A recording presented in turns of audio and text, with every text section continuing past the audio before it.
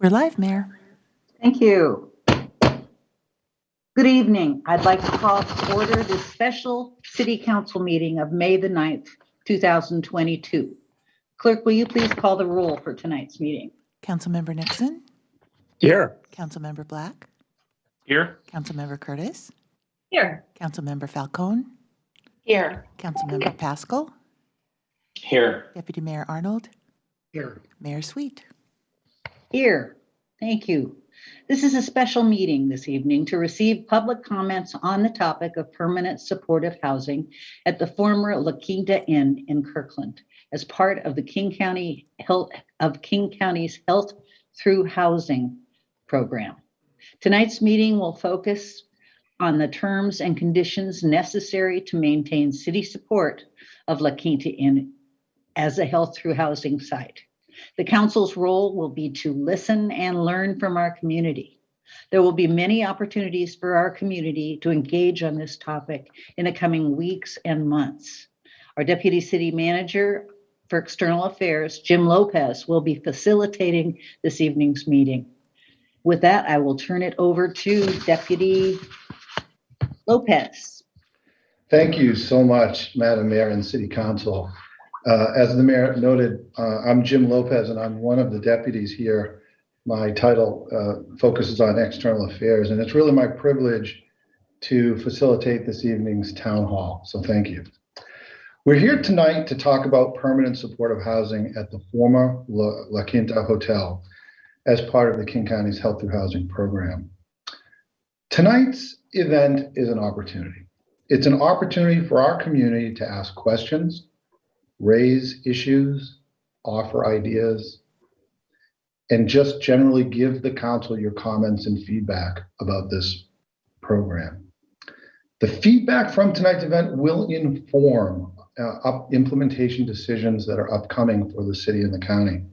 Decisions like the safety plan, the referral process for tenants, the ongoing communication plan, just to name a few.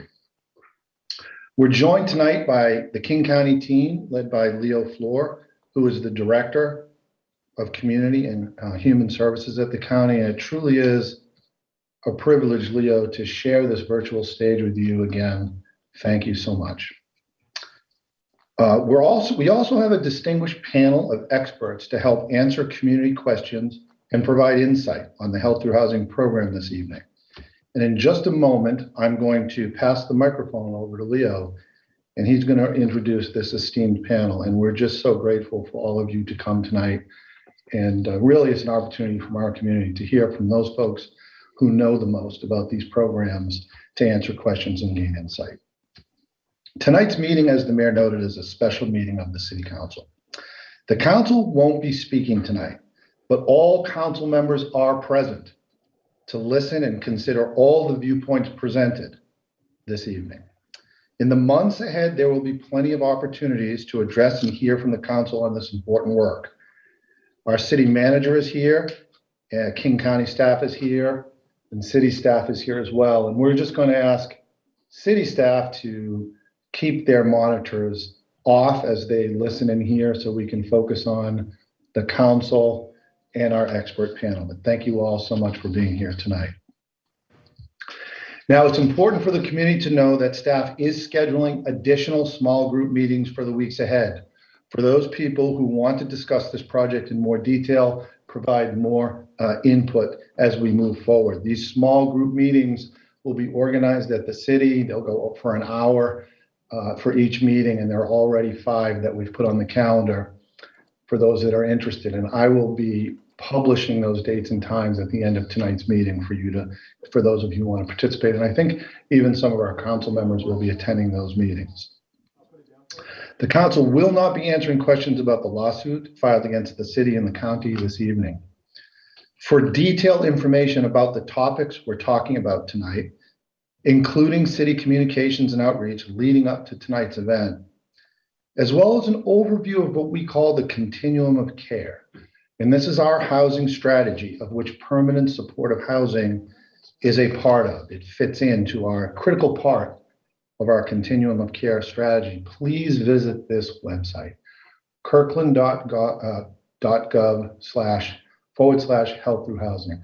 It's on the screen now. There's just so much information and opportunity for you to provide a comment, to get involved. So I urge you all to visit that website.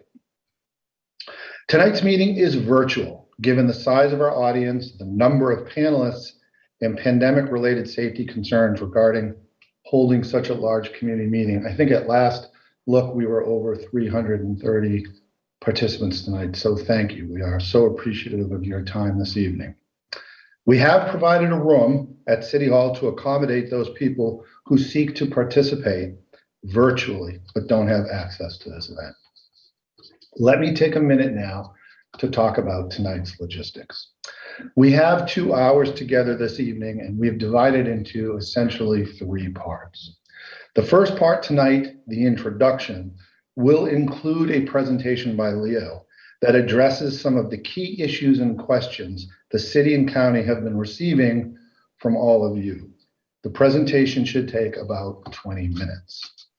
The second part of our evening together is focused on community feedback, and this is the lion's share of our time, over 80 minutes devoted to public comment and responses to public comment from our expert panel. We're doing something a little different. We're going to break up the comment into sections so that our expert panel can address throughout the course of the evening the insights, comments, and questions of all of you. We will be randomly selecting 25 speakers tonight and give each speaker 2 minutes to speak. After 5 speakers or 10 minutes, I'll stop and then ask the panel, who we're all going to take notes, to provide insight on those comments. The panel, please feel free also to speak about your areas of expertise and use your judgment in providing our community critical insights that you feel we need to know about this program.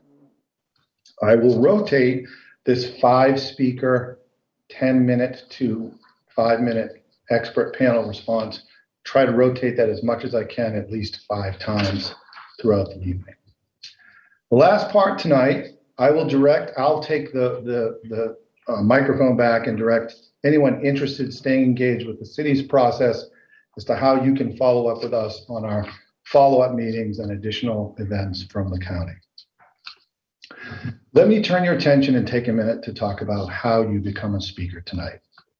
Speakers will be selected randomly, as I noted, and we are not limiting comment to for or against. We're not limiting comment that way. That is how we do comment at our council meetings. Unlike the council meetings, whoever is chosen at any number up to 25 speakers can speak from any perspective. So please feel free to do that. Everyone who is registered for the event was sent a link to let us know if you would like to speak. The link is also provided here in the chat if you would like to speak and you missed that link. Now it is 5:39 now. We are going to close the list and then randomly select at 6 o'clock. So you still have a good 20 minutes to click on the link. It's a very straightforward process. You just fill in your name, send it back to the city. So at 6 o'clock tonight, we're going to randomly select those speakers. So if you haven't filled it out, go ahead and do that now. If you are not selected to speak or would like to submit your comments in writing, we will let you know how to do so at the end of the meeting via the city's website. And we'll be submitting all comments directly to our council and to county staff. We're going to take a good inventory of the feedback we get tonight. Now, the city has prepared some prompts to help inform our speakers and commenters around the issues we are especially interested in hearing from. And these are the topics. We are asking to guide your questions, insights, and comments around these topics. And the reason is because these topics are part of the conceptual term sheet included in the city's resolution 5522, which is on our website, which outlines the city's conditional support of this program. These topics include permanent supportive housing, its definition, And there's some detail in that definition and admissions criteria. Leo has spoken quite eloquently on this in the past, and I'm sure you'll be hearing tonight about it as well. Questions about the safety and security of the facility, the safety and security plan, operator selection, code of conduct, what is a good neighbor agreement, and a community relations plan, and I would even add a performance plan as part of the community relations plan. That's the framework that we hope to get insight to help inform the council and the county as we move forward together in this important work. Let me close by talking briefly about some of the protocols for tonight. As with all our community meetings, we are guided by some core principles. And I remember having this slide at our last major community meeting at Lake Washington School District. I'm sure the council remembers, of similar size, around gun safety and community safety. Our principles are: arrive as a community, leave as a community. Speak your mind and respect others, and that includes in the language we use to describe all human beings. And when we can, to identify common ground. We truly have one of the nicest cities in America and even the world. And I know we are that way because of how we treat each other and how we come together to create a quality of life for all of us together. And I hope and I would know that we will take that spirit into tonight's communication as we talk about these important issues. So with those principles and that background, I'd like to turn it over to my friend Leo Flor to introduce our panel tonight and to go right into that presentation, Leo. And thank you all for coming tonight. And let me turn it over to you now, Leo.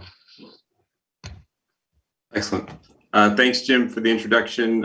Thank you, Mayor Sweet. Thank you, members of the council. And thank you to the city of Kirkland and the community for being here tonight on what I think is an important and an exciting conversation. The one difference with some of our previous conversations is I've got the privilege of being joined tonight by a panel. And we've got three experts who really have deep experience in different parts of the provision of permanent supportive housing and services for people experiencing homelessness, and then the analysis of how this works and why this model works. And so I'll briefly introduce them now. I'll jump into a presentation that will summarize some of the key points of the Help Through Housing program. But I do think that, as Jim said, the bulk of the presentation is really hearing input from the community and then being able to hear from the way that the panel thinks about some of the questions that members of the community might offer. So without further ado, first I'd like to introduce Sarah Rankin. Sarah is joining us as a member of a local coalition. They describe themselves as an unlikely coalition called the Third Door Coalition. And what they do is try to provide accurate information about permanent supportive housing.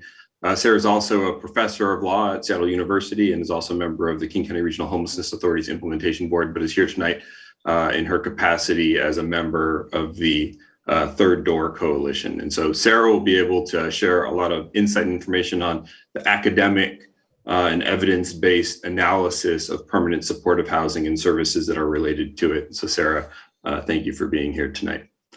The next panelist I'd like to introduce is Mark Doanes. Mark Doanes is the Chief Executive Officer of the King County Regional Homelessness Authority. Hi, Mark.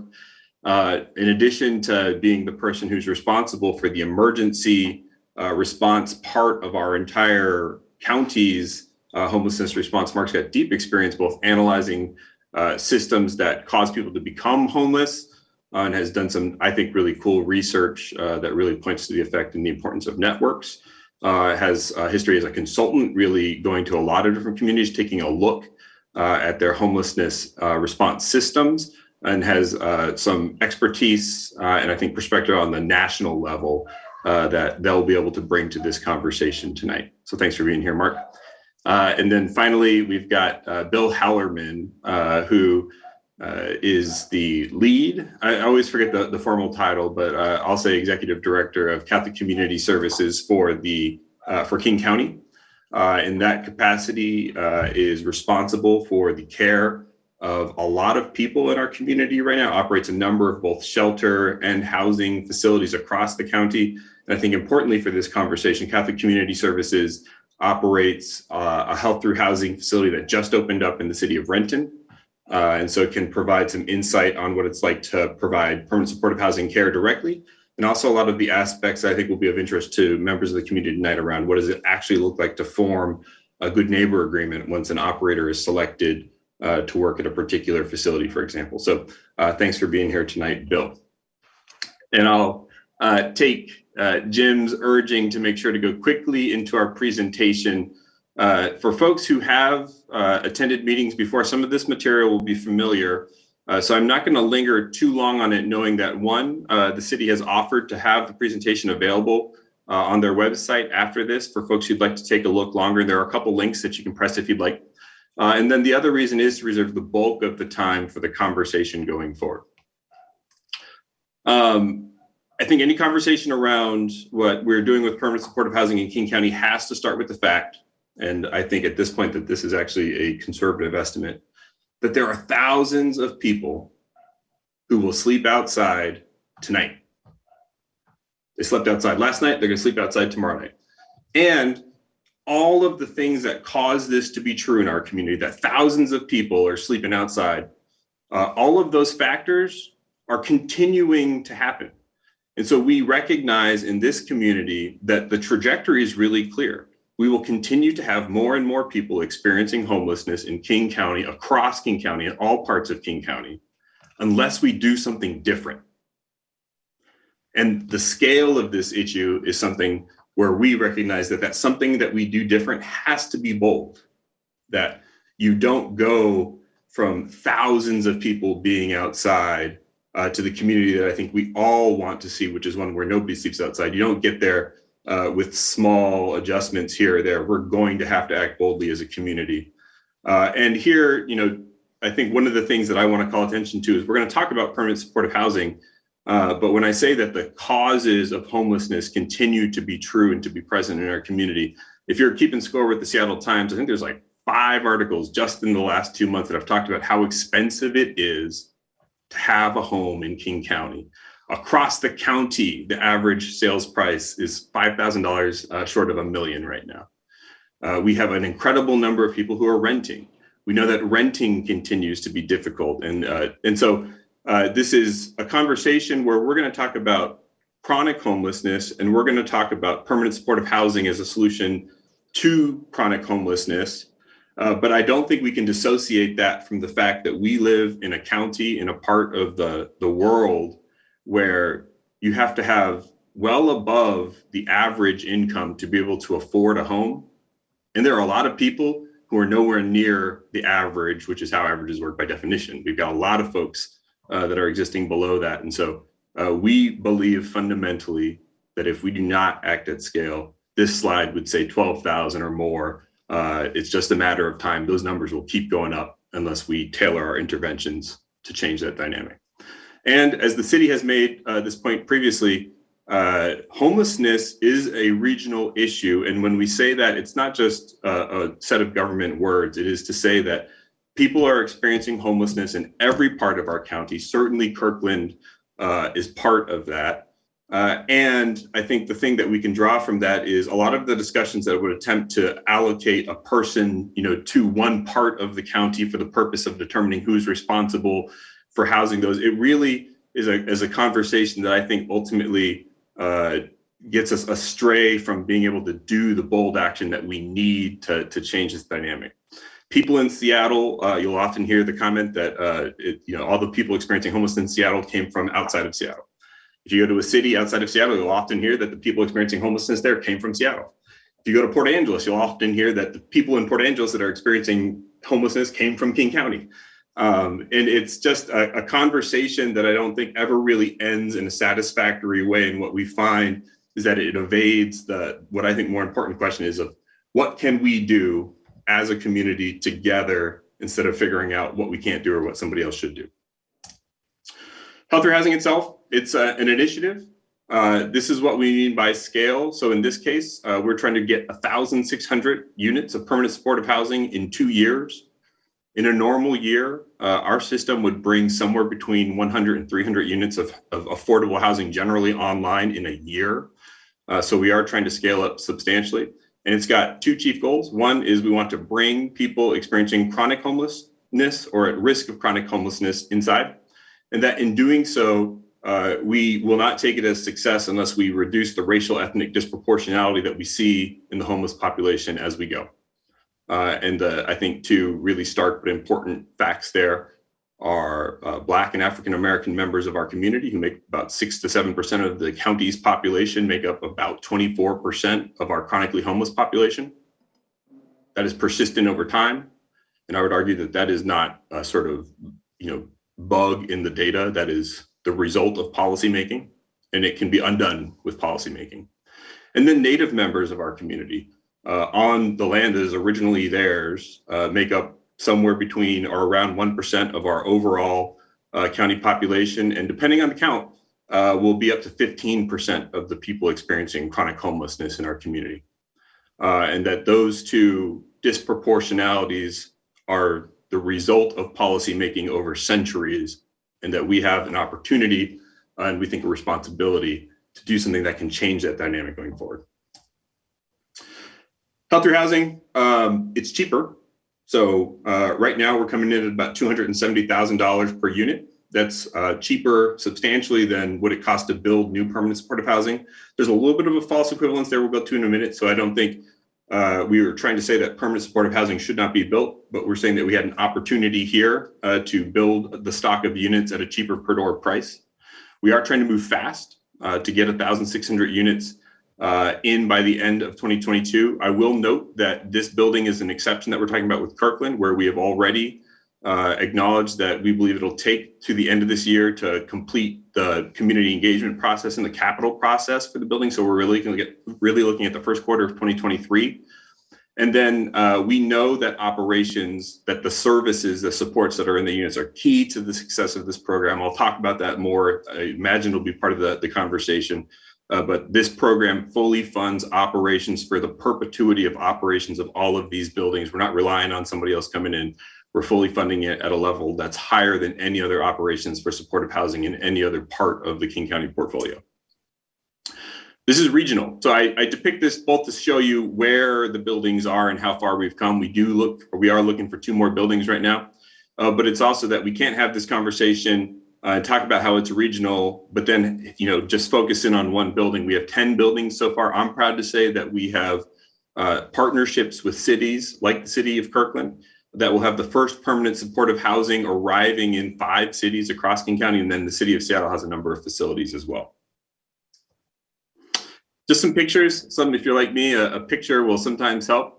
These are the types of facilities, primarily hotels, although in some cases apartment buildings, that we're purchasing for this program. And here is where I do want to emphasize that what we're trying to do is to grow stock quickly at a more affordable price, but it's not a replacement for building permanent supportive housing, but it is a complementary strategy to try to increase our stock quickly.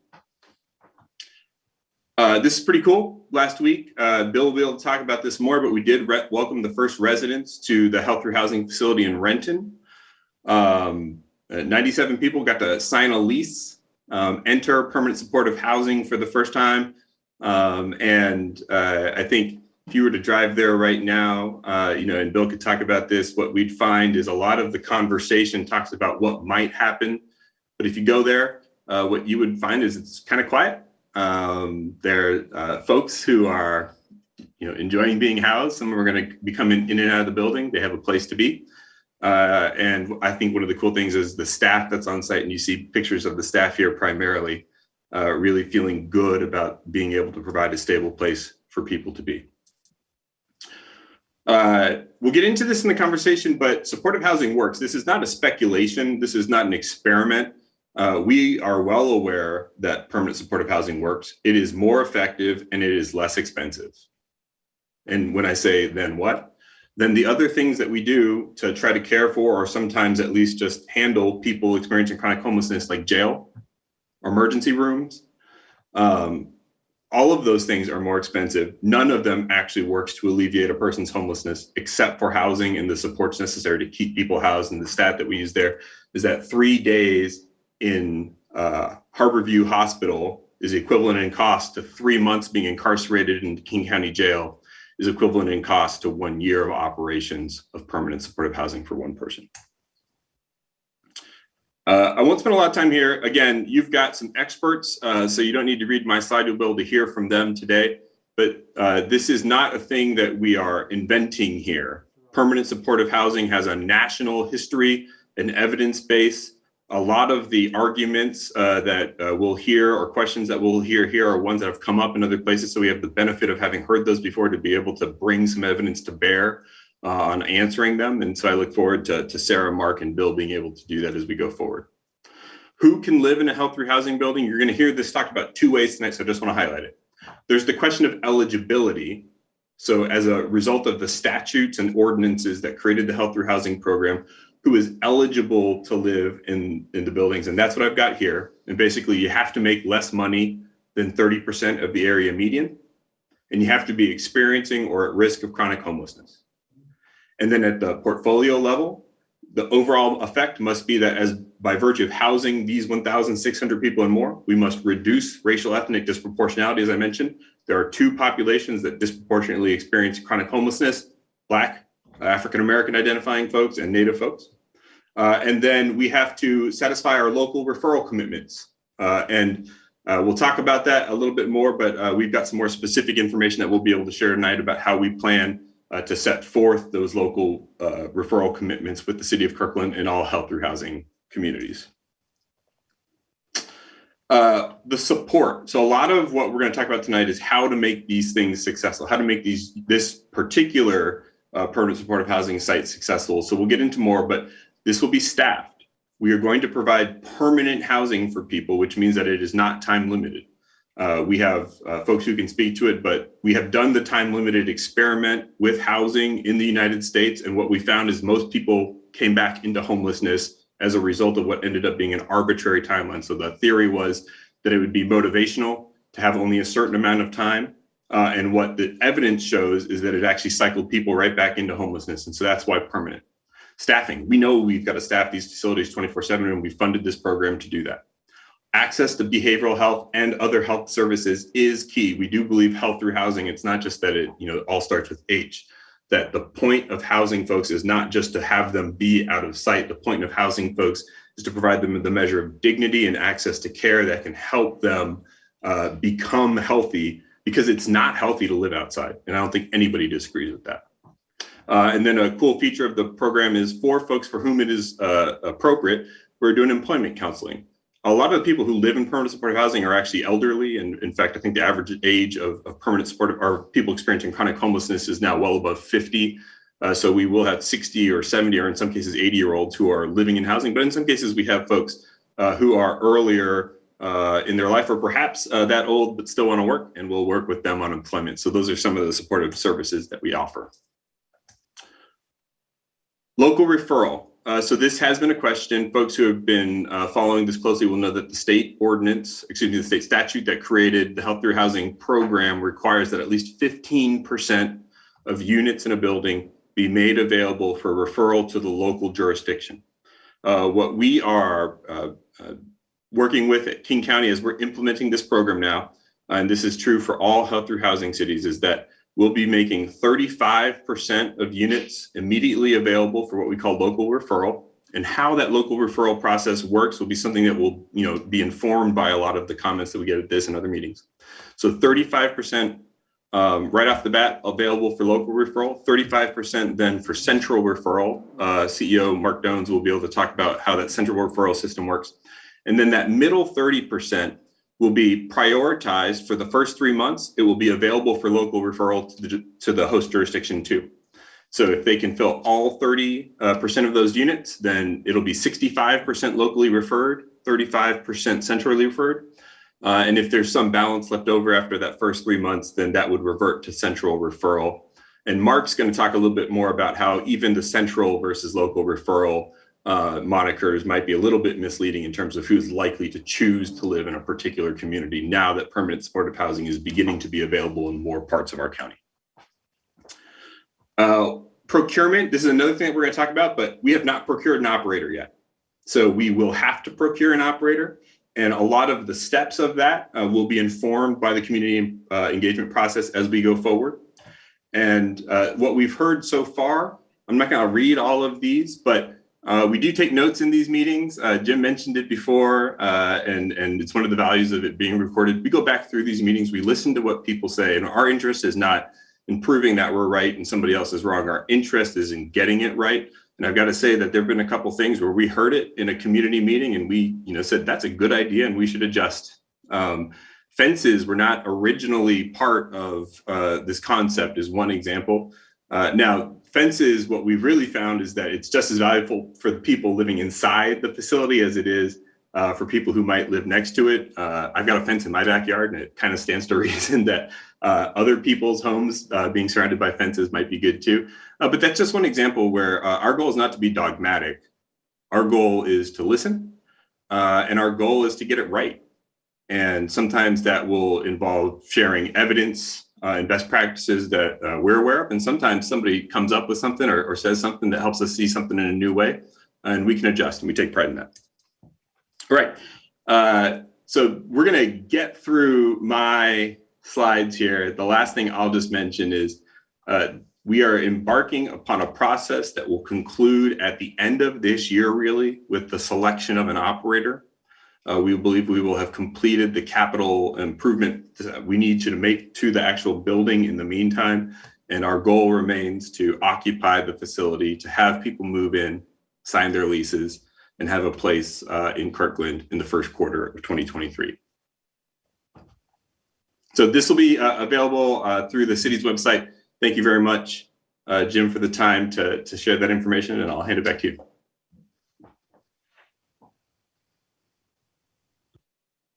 Jim, I think you're muted. Thank you very much, Leo. Really appreciate that presentation. A law professor once told me, never practice math in public. And I have lived by that for a long time. And I've actually extrapolated on that by saying never practice technology in public. But I'm going to go ahead and break that rule and introduce a poll question tonight. Chris, if you have that poll question, please bring it up. We thought this would be a nice way of getting the interactive part of our meeting started. What we're going to do is just take a minute. If you would be willing to read this question, and those of you who are so inclined to give us some insight and fill out one of these bubbles, and we'll report back right away on the results. We thought that might be an insightful way to begin our interactive process this evening.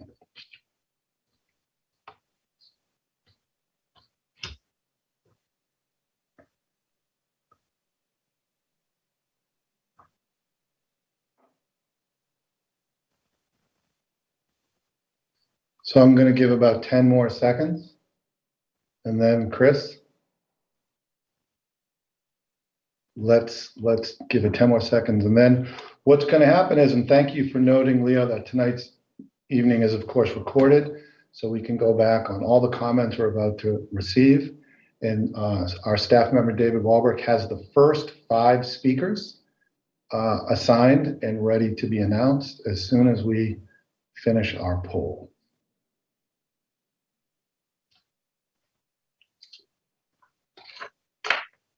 Okay, question prompt. Which of the following statements best describes your current perspective on permanent supportive housing site at the former La Quinta Inn in Kirkland? 29%, I support the project and believe it will be a benefit. 11%, I'm optimistic about the project. 8, mixed views on the project at this time. 19%, I'm skeptical the project will succeed. And 32%, I oppose the project and believe it should not move forward. We have 1%, none of the above.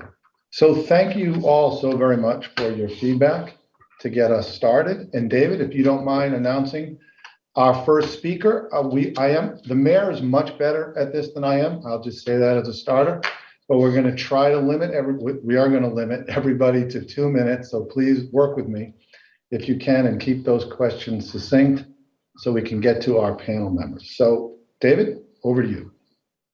Yeah, Jim, I think I put the name of the speakers just so everyone could get ready from the randomized list. So first up, we have Graham Haas, followed by Stuart Early, and then Wei Fang. Graham?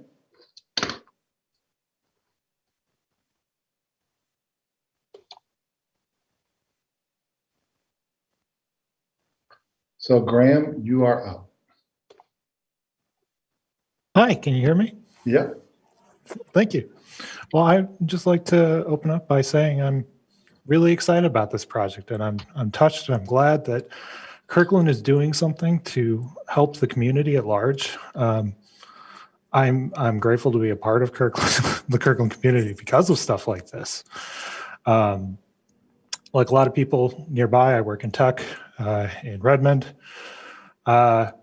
I've been here for a few years. I feel like I, am comfortable and am housed, but I also feel like, I'm one bad event away from being homeless in this area because housing is so prohibitively expensive. And I think initiatives like this that actually give people real support and not just a bed for the night are important because a lot of people are just being moved around in the city, just bounced from place to place. And it's nice, and people have been seen time and time again, a lot of people, when they are displaced by a sweep or a move or a cleanup, they're refusing offers of housing that are, just temporary. Just like, hey, we can move you. Like the reports will come in after such a movement of people, and it'll be like, well, they were offered housing, but what kind of housing was it? And a lot of times it's just, a bed around City Hall downtown, a half mile away, and you don't have a car. So it's saying goodbye to your belongings. It's saying goodbye to your identification. It's saying goodbye to your future in a lot of ways because you don't have the means to build yourself up again. And so I'm very happy to see a project like this taking advantage of existing resources in our community to help more people, first of all, just live. And that's the biggest deal here. Like this is a slam dunk in my opinion, because it is costing the community less money to actually take care of people. Yep. And I'm sorry, I'm going over time. That's okay, Graham. Thank you so much for your thoughts tonight. We so appreciate that. And we have taken down the screen share so that folks can see the timer on the screen to help facilitate your comments. And thank you, Graham, for that. Stuart, Early. Next after Stuart would be Wei Fang, followed by Maria Harwell.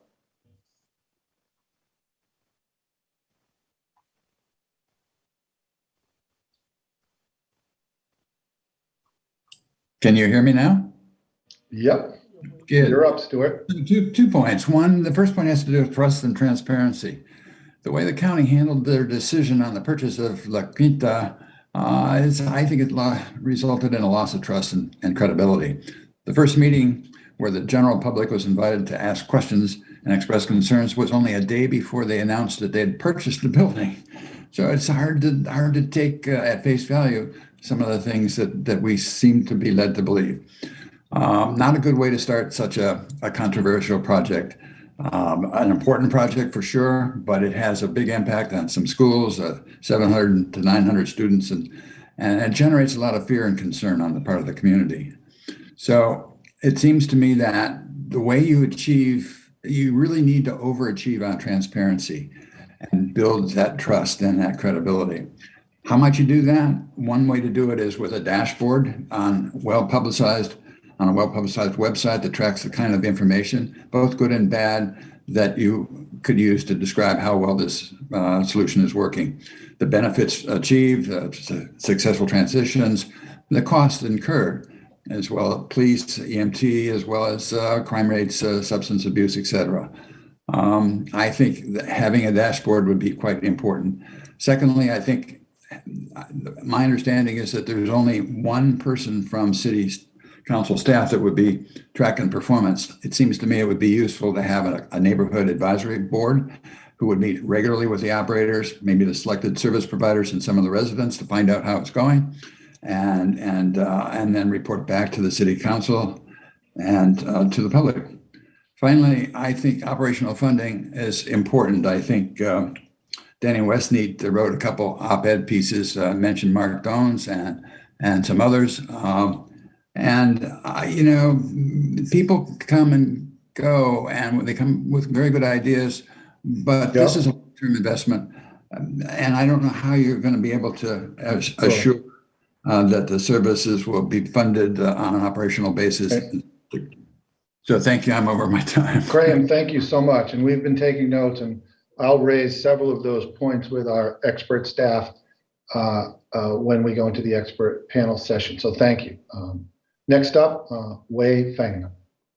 And it looks like Wei Feng dropped off the Zoom. So we're going to go to Maria Harwell and keep an eye out for Wei, see if he comes back on. And then after Maria will be Hannah, and then followed by Terry Cole. Yep. Can you hear me? Yes, Maria, you are up. Wonderful. Yeah, I'm in very much enthusiastic support of this program. I want to agree with the things that we heard from Graham earlier. If you want homeless people who are living on the streets and in parks to accept services, you need to set up those services for success. You need to make them attractive to the homeless you instead of making them unattractive. So much conversation recently has been around making our city less attractive to homeless people. Just this past weekend, the city of Bellevue Mayor Robinson herself made this awful comment, intentional or not.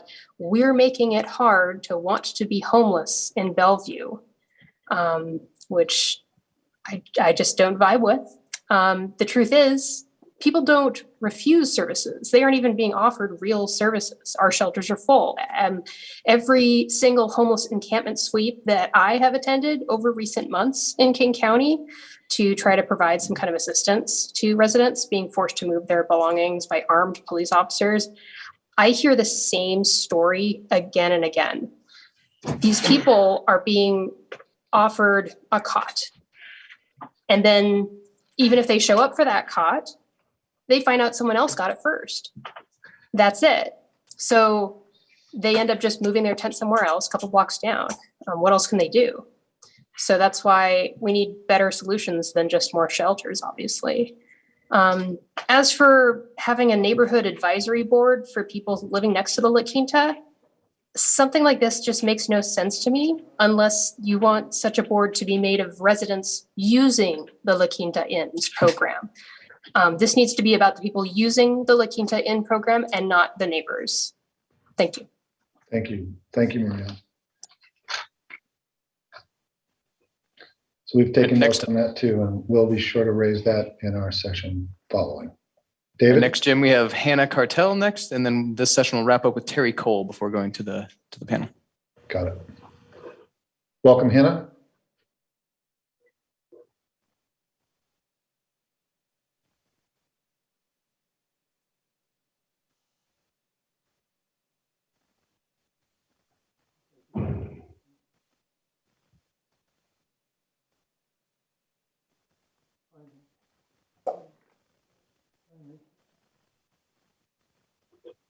Hannah, are you signing on?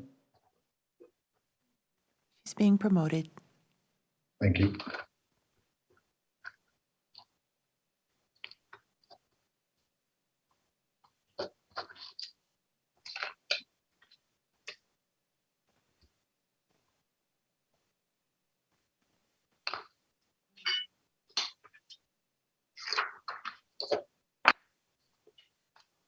And then Terry Cole, you are next after Hannah. So we want to make sure we get Terry promoted and ready to go as well.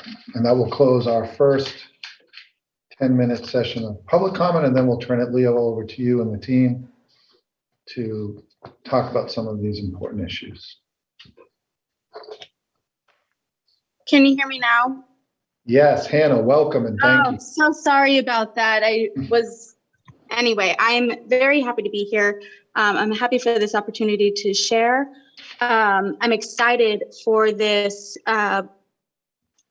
just to take off. I'm confident actually in the program starting and its success. I'm excited to see the positive impact that it'll have on families and the children that I'm hoping will be allowed into this facility, that it won't strictly focus on single adults. I'm hoping that it will be opened up to whole families and children.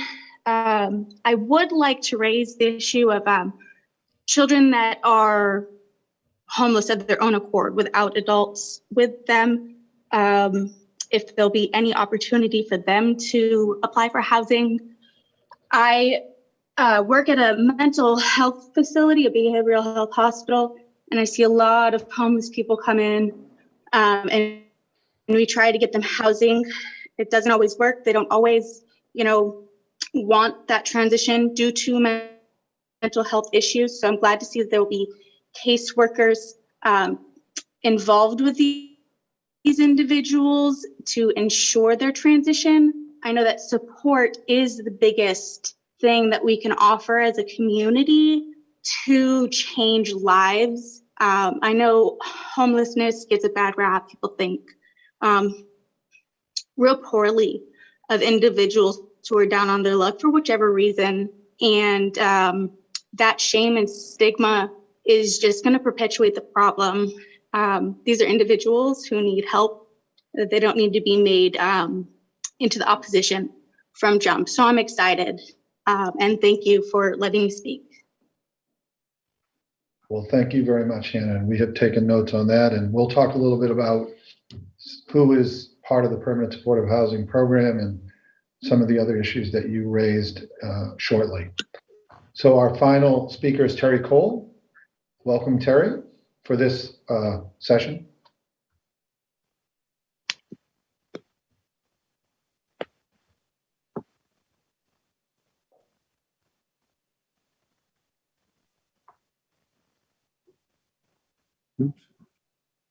Welcome, Terry. We can see you on the screen. You need to just unmute. Is that better? Yeah, wonderful. Welcome. Great, thank you. First of all, I'm certainly not opposed to supportive housing, but I noticed that 41% of your little straw poll respondents were skeptical or opposed to this particular project.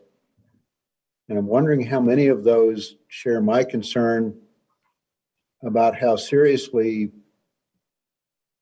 were alternative sites considered, such as Totem Lake, Motel 6. They're not so close to vulnerable populations. By vulnerable populations, I mean children.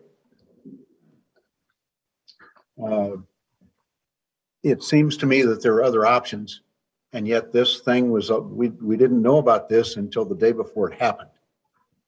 And a previous speaker spoke to that. And that transparency is disturbing. But Mr. Floor said that the initiative is to rapidly, my emphasis, rapidly acquire and perpetually operate 1,600 units of supportive housing. And then he said the objective is cheaper per door price. Well, rapidly acquiring and getting a cheaper price in basic economics is an oxymoron. And so my question, not going to get answered tonight, I'm sure, is how, if at all, and if not, why not, were other sites considered for this project? Thank you. Thank you very much, Terry. And made it especially easy with over 10 seconds to spare. So thank you for that. So that closes our first session. And I'd like to now just take a minute because we want to make sure this is an interactive experience and turn it over to Leo and Sarah and Mark and Bill, our panel. This is kind of open for you guys to speak about key points of insight that you need our community to hear. We did hear some themes about performance measures and how these projects are successfully communicated to our community. There was talk about dashboards and even a neighborhood advisory board, although there wasn't, it seems like there wasn't agreement with Maria on that point. Hannah talked about who was admitted, wanting to see that children were a part as well. And in addition to Terry's concerns about process, we're focusing a little bit more tonight on the substance of the forward-thinking agreement we're looking on. He asked Leo, how do you rapidly acquire at a good price, which I think is an interesting question for the program. So let me turn it over to the panel. Thanks, Jim. Well, I'll jump in, and then maybe Bill, if you'd be willing to talk neighborhood groups, good neighbor agreements, and what you've seen works there, and then certainly welcome Mark or Sarah to jump in. But on this point about both fast and cheaper, I agree that under normal circumstances, it's very hard to do something both faster than normal and cheaper than usual and still get the same level of quality that you need. This initiative, however, is born of a very particular time that was not normal at all. And so we started this initiative during a time when hotels were going out of business, had 0% occupancy. A lot of apartment buildings are actually experiencing the same thing. And so by acting fast enough to be able to purchase hotels while they were experiencing that level of instability and unpredictable demand, the hospitality sector was actually the second most affected of all of the sectors of the economy during the COVID closures. By moving that quickly, that's how we were able to actually get cheaper. And we are starting to see that effect start to tail off at this point, although certain types of apartment buildings are actually finding it difficult to be able to lease up at the prices they would like to or that they assumed that they could. So that is part of what we're looking at now, but that's how, in a really straightforward way, to go both fast and cheap in this particular moment, although I take your underlying comment that normally it would be hard to get both of those. Bill, maybe I could turn it over to you on good neighbor agreements and community participation. Sure. Thanks, Leo. So Catholic Community Services and Catholic Housing, we have about 700 permanent supportive housing projects and a couple of the health through housing. And I think working and closely with the neighborhood is a really important part of all of that. In fact, we include kind of our expectations for the neighborhood in the house rules and the leases that we have all the folks sign with us that live in our housing, so that folks understand that that's a really important part of us having a successful project. We've had some projects where we have had a neighborhood, advisory board, many where we haven't, but that we've just had a good neighbor agreement or an agreement that was come to with folks in the neighborhood and other community groups about the just the kind of behavior that they could expect. I think the key thing for that has always been we have always made a really clear point of connection between the neighborhood and the staff and the key person at the project. Because if there is any issue that comes up, what folks really want is somebody that they know will respond to them. They call, and in many of those, we try to get back to everybody within 24 hours if there's any concern, so that folks know that, look, folks are hearing my concern. That doesn't mean all of them end up perfectly, but I think oftentimes we're able to work a lot of those things out by just having someone respond right away, saying, "What's your concern?" And then being able to respond to it in a real direct and a good way. Leo, am I correct to say that these kinds of issues are something the city will be working with the county on in operator selection, and how we would want to make sure the operator of the facility is responsive to performance measures and community engagement? And another quick point before we offer up last points is, could you comment a little bit on Hannah's ask about single adults and children and who is eligible for the program? Absolutely. It is true that our focus with the Health Through Housing program is providing permanent supportive housing for adults. The types of programming that are appropriate for families And I think when we say families, what we are actually saying is adults who also have children with them. Everybody's a part of a family. And then adults that don't have children with them. Those are different program modes, and we don't mix those modes very often. They require different types of staffing. They often involve different systems. The other thing that is true about this particular hotel as it gets into permanent supportive housing is if we're taking a look at who can live for a long time, and it is permanent supportive housing, we don't like, if we can avoid it, to have big families in small rooms. I think it can be appropriate, certainly, to get somebody outside in a desperate situation for shelter. And I think that makes a lot of sense. But as we look at permanent supportive housing, it's our facilities that have larger spaces that really end up being, I think, more appropriate for children that have families or families that have children. And so in this particular facility, we are focusing on adults. And then I think it's really a function of the facility, and it's frankly a function of the need. I think it's not fruitful to compare levels of need. Anybody who lives outside needs a place to be. We have thousands of adults who are living outside right now. And if it is easier to cite housing for kids. It's harder to cite housing for adults. I think, I don't pretend to describe all the reasons why that's true, but it's true. Can I hop in here, Leo?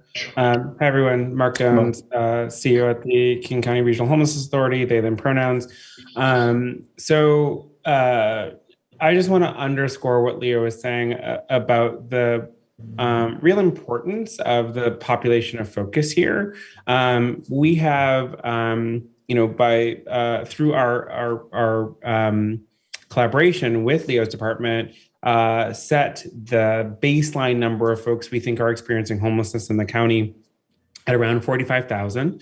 And as we have developed different intervention strategies, to be quite candid with you all and to be candid with this community, it's always easier to do it for kids, for families, and vets in that order.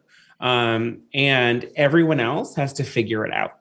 And so what we have now is a vet system that actually hums. Like, it's very near perfect. We've got a family system that I wouldn't say is at very near perfect, but it's really good, right? Like, it's those two parts of the system are the two places that have by name lists that are make really effective use of case conferencing, are able to use coordinated entry to place people, but then also to do external fill. Like, they hum. We do not have assets, right, to assist what we call our single adult population. And Leo is right. Like, everyone is part of a family. This is a policy way of denoting, how people are appearing to us. But we just literally don't have places for those folks to be. And as a result, they live outside. And I want to be really clear about this, because like, as Leo talked about, the structural racism that undergirds the disproportionality in our systems, the fact that so many folks have to live outside because we don't have a place for them to be, that is also a decision, right? And so when we talk about the importance of communities saying yes to projects like this, of talking about taking on projects like this, I think all of these questions are valuable, worth having important and to some in some spaces lengthy conversation around. But at core, like, what is important to recognize is that for that specific population, that single adult population, to say we are behind the 8 ball is an understatement. Like this is crisis level stuff. That in any other displacement of this size, we'd be talking FEMA tents, we'd be talking federal intervention. Like, it is only because it is homelessness, and homelessness happens in slow motion rather than the displacement of earthquake or tidal wave, right? That we don't react to it with the same scale. But that is the scale that we're at and the level of displacement that we're trying to manage. Thank you very much, Mark. And thank you, Leo and Bill. With that insight and guidance, I'd like to return back. David, if you could publish Look at that. You already have. Yep. Yeah, so next up we have Lee H., then followed by Susie Kupferman, and then Sunny Malik. That's how our office works, by the way. I'm about to ask something and David just has it done already. Little insight. Yeah, can you hear me now? Yes, welcome, Lee. Yeah, thank you. So first I want to say the list that Leo shared in the public voice slide, I do think that most important one that many had concerns is the criminals and sex offenders potentially as a tenants for this facility. So I just want to share on January 31st this year, a man who lived in a homeless transitional housing randomly attacked a woman, hitting her with a baseball bat from behind in Belltown, leaving her unconscious and seriously injured. And this man had a long criminal history, which included first-degree robbery, theft, assault, and 3 violations.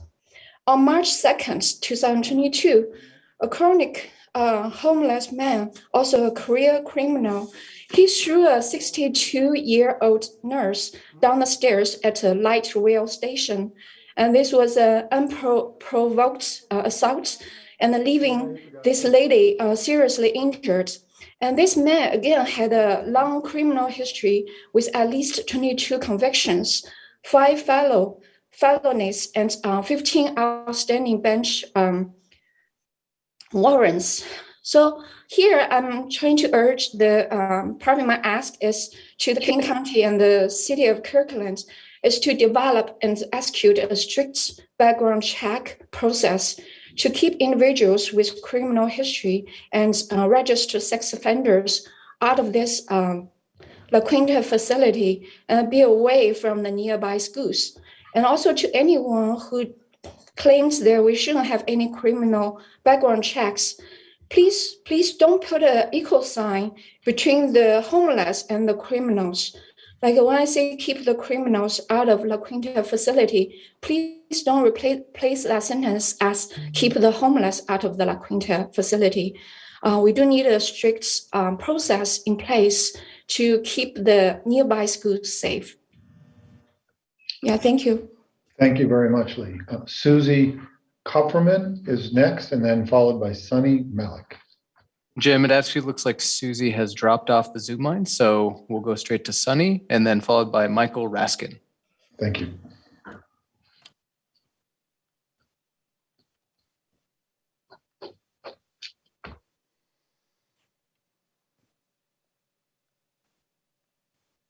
Sunny and Michael. Sunny, you are up now.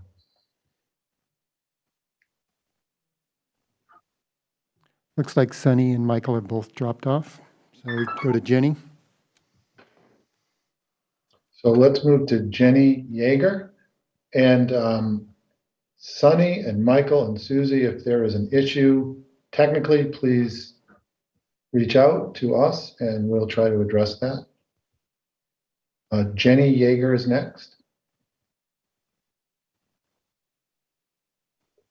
Hi. Welcome, Jenny. Can you hear me? Yes. Okay. My name is Jenny Yeager, and I'm a resident of Kirkland.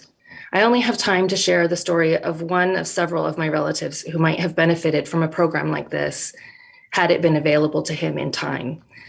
Uncle Ron served in the Army as a paratrooper and paramedic until he had a psychotic break. After confronting the Army in court, he ended up with a lifelong stipend of about $300 a month. Due to the noises and voices in his head from his schizophrenia, Ron could not bear to be around other people. He needed privacy and quiet. He could not work. Although he grew up here and has many family members here, Ron took his Army stipend to Logan, Utah, where housing was plentiful and inexpensive. He bought a small house where he interacted with others as little as possible, though neighbors recognized him from the long walks he often took. Like many who struggle with mental health, he was a chain smoker. He became a recluse with no phone, no TV, no internet, but things were probably okay for him for a while. Then something broke in his house, causing flooding. He tried to fix it. He tore apart the house, leaving things unassembled. Mold grew up the walls. Ron slept in a sleeping bag in his yard. After the city turned off his water, he lived by drinking from a neighbor's garden hose. Occasionally, Ron would splurge and stay in a hotel to shower or escape extremes of the weather. Housing costs forced him far from family. He deteriorated along with his house. A few years ago, neighbors found him collapsed on his porch a few feet from the open door, deceased. If Uncle Ron had been able to stay in a permanent supportive housing facility, he might still be alive today.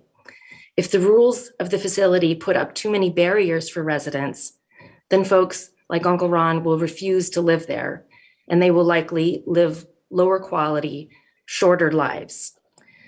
So I ask you to please be generous and flexible in who is allowed to live here and what the rules and regulations will be for residents. Lives depend on it. Thank you very much, Jenny. Thank you. Jim, and next up we have Carrie Miller, and then followed by Bill Williamson, and Brian Ole will wrap up this session. Thank you. Looks like Carrie is Carrie Miller. Looks like Carrie's dropped off. We'll jump to the next one. Bill Williamson. Bill Williamson, you're up.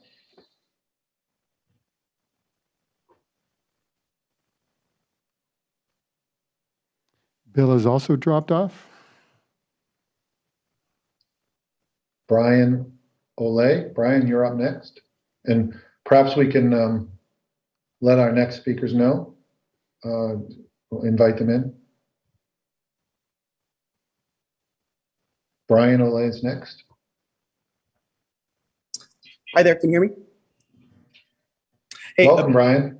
Yeah, appreciate everybody. Shout out to Leo, who was in the Army with me. I'm here to offer help, honestly. Like, I'm not going to reiterate all the points because they were all valid on both sides, but I'm a data geek. I'm a business case guy, and I feel like I can help the city land this initiative. I truly don't know how safe or unsafe this is, but if you just give me a couple bits of info, and maybe Leo, I'll just ping you offline for those bits of information. It's basically just what are the other sites that have been live, when they've been live, and how close are they going to be to La Quinta? I will pull that data for you. I'll contact the Seattle PD. I'll do a 12-month pre-analysis and 12-month post-analysis. And I think that'll really assuage a lot of concerns. It's like, hey, if you look at the one in, I'm making it up, in Renton or in North Seattle, like crime's actually gone down, guys. Like that hard data will really help people feel better. And if it, crime's gone up, then we'll address that otherwise. But, I appreciate everyone, getting on this call and letting us speak. So let me help you guys back, hopefully, and we can partner together. That's all I have. Brian, thank you very much. And the answer is yes. Data, we would appreciate that. Although I can't speak for my good friend Leo, but we're in. All right, Jim, then next up we have Karina O'Malley. Looks like Sue C also dropped off. Welcome, Karina. Hi, I'm Karina O'Malley, longtime resident of Kirkland. I am super, super excited about a permanent supportive housing opportunity in Kirkland. This will be the best staffed supportive housing on the east side to date. This building, La Quinta, could be able to welcome the folks who have had such a hard time succeeding in congregate shelter settings, in understaffed volunteer programs, and in housing that doesn't have the appropriate supports. I have seen folks trying to succeed without the help they need, and I have seen them suffer. I have seen people who can't manage in a congregate shelter setting be brutalized on the streets of Kirkland, and I long for a safe place for them. People are turned away or they leave on their own when the resource doesn't fit the need. Folks have been waiting in Kirkland for years, sometimes decades, for a resource like this in their neighborhood, in the town they are most familiar with. So to all the folks who are listening, this might be just another housing project that you like or you don't like. But for some of my friends, this may very well be their only chance for a room of their own. The average life expectancy of somebody living outside in King County is about 50 years old.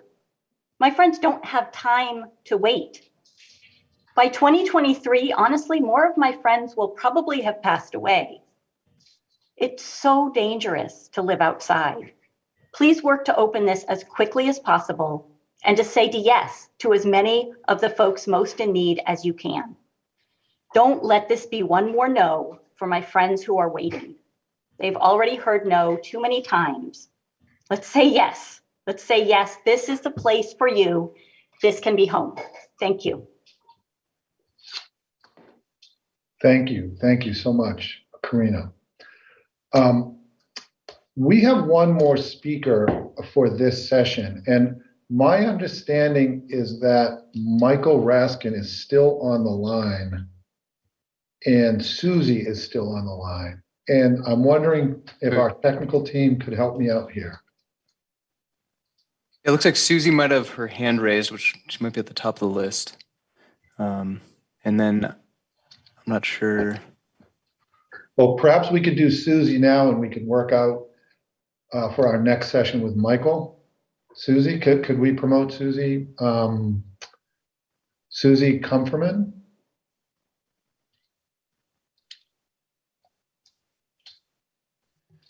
I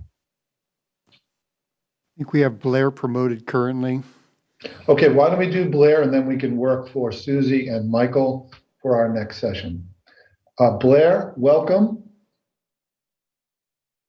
Hi, thank you. Thank you. I grew up in the city of Kirkland and have been involved with the homeless community for the last 7 years, but formerly the last 2.5 years providing outreach to our unhoused community. I'm in support of this project as I personally have seen permanent supportive housing help many in our community and have personally worked within permanent supportive housing. It is a misconception that people are offered housing during sweeps. If anything, they are offered a congregant shelter bed, which have historically been unsafe environments for our unhoused neighbors, especially femme-presenting people. I urge anyone that is not in favor of this project to come closer to the issue and try and get to know one of their unhoused neighbors as I did, because it changed my life outlook and helped me break my own personal stigmas I engaged in before coming closer to the issue. I have a few questions for the city and panel. Permanent supportive housing is historically low barrier housing. How is adding more barriers to receiving housing going to lower the overall cost our unhoused neighbors cause our housed community? Good neighbor policies have existed in King County for years. Why is the city of Kirkland not using the policies that have been proven to work for other communities in King County?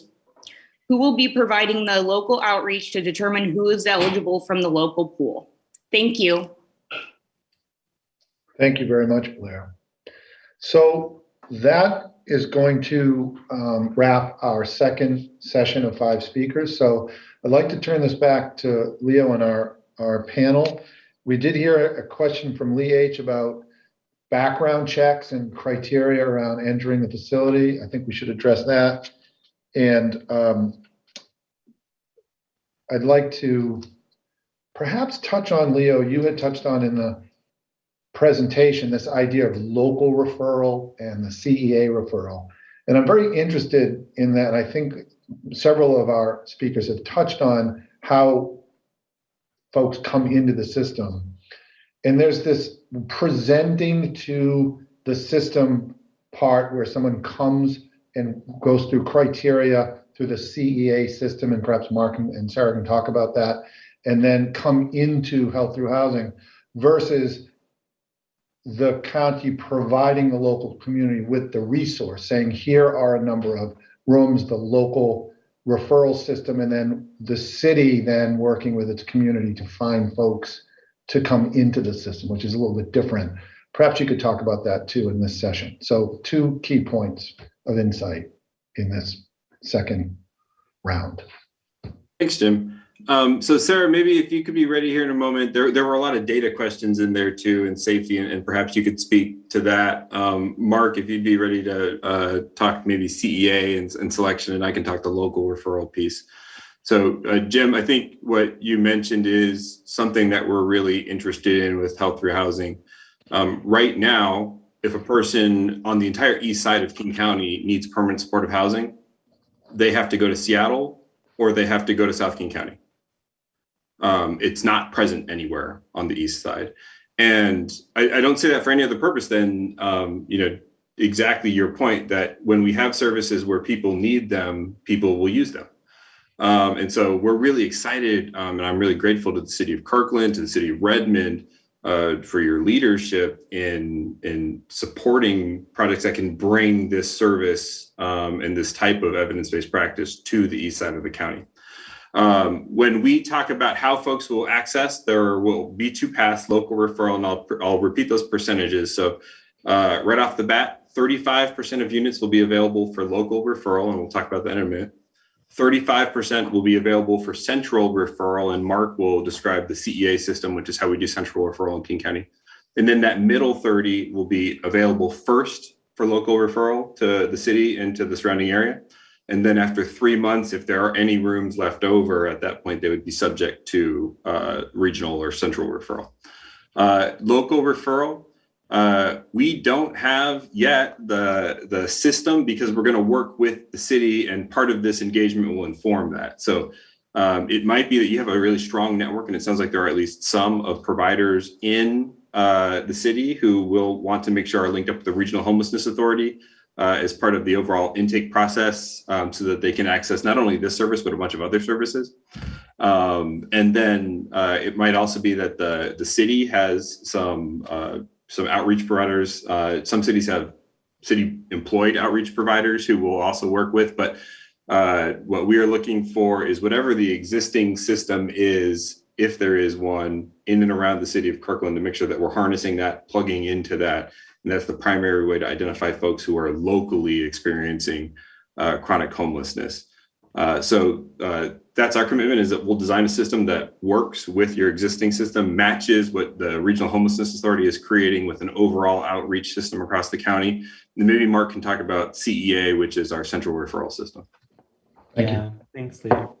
How coordinated entry works, coordinated entry for all, which is the A, but how coordinated entry works in the county right now for permanent supportive housing is that housing providers post the availability of their beds in Clarity, which is our HMIS system. Homeless Management Information System is what HMIS stands for. And then people are matched to those beds based on their eligibility and preference. They, that whole process of being referred to HMIS, et cetera, there's a number of warm handoffs between the various providers who may have been working with the person and who, the folks who are running the permanent supportive housing. That same provider group, through something called case conferencing, which is led by our team at the authority, continues to work with everyone involved to troubleshoot any issues that come up. And if, a provider has a bed that can't get filled through HMIS, it is filled through something called external fill. External fill right now is often used actually to accommodate things like people's preferences or needs for localities that can't quite be accommodated inside HMIS or can't, I should say, be grasped by the HMIS system, right? They can be accommodated, but HMIS as a computer system designed by a vendor may not have like a field for that person's desire.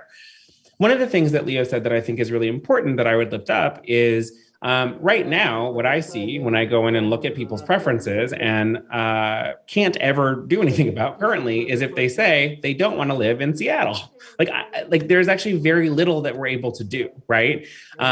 Because the vast majority of our permanent supportive housing portfolio is in Seattle Metro, and now there's some in South King County. And what we need to be doing, and what I can just be quite candid about because I've said it in every public talk I've given, the authority is very focused on ensuring that every community in the county has the resources and assets necessary in order to take care of the people who experience housing instability in their community.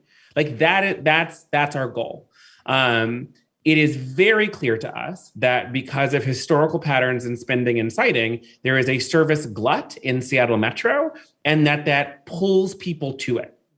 Not because that's where they want to be, but because it is the only place they can get their needs met.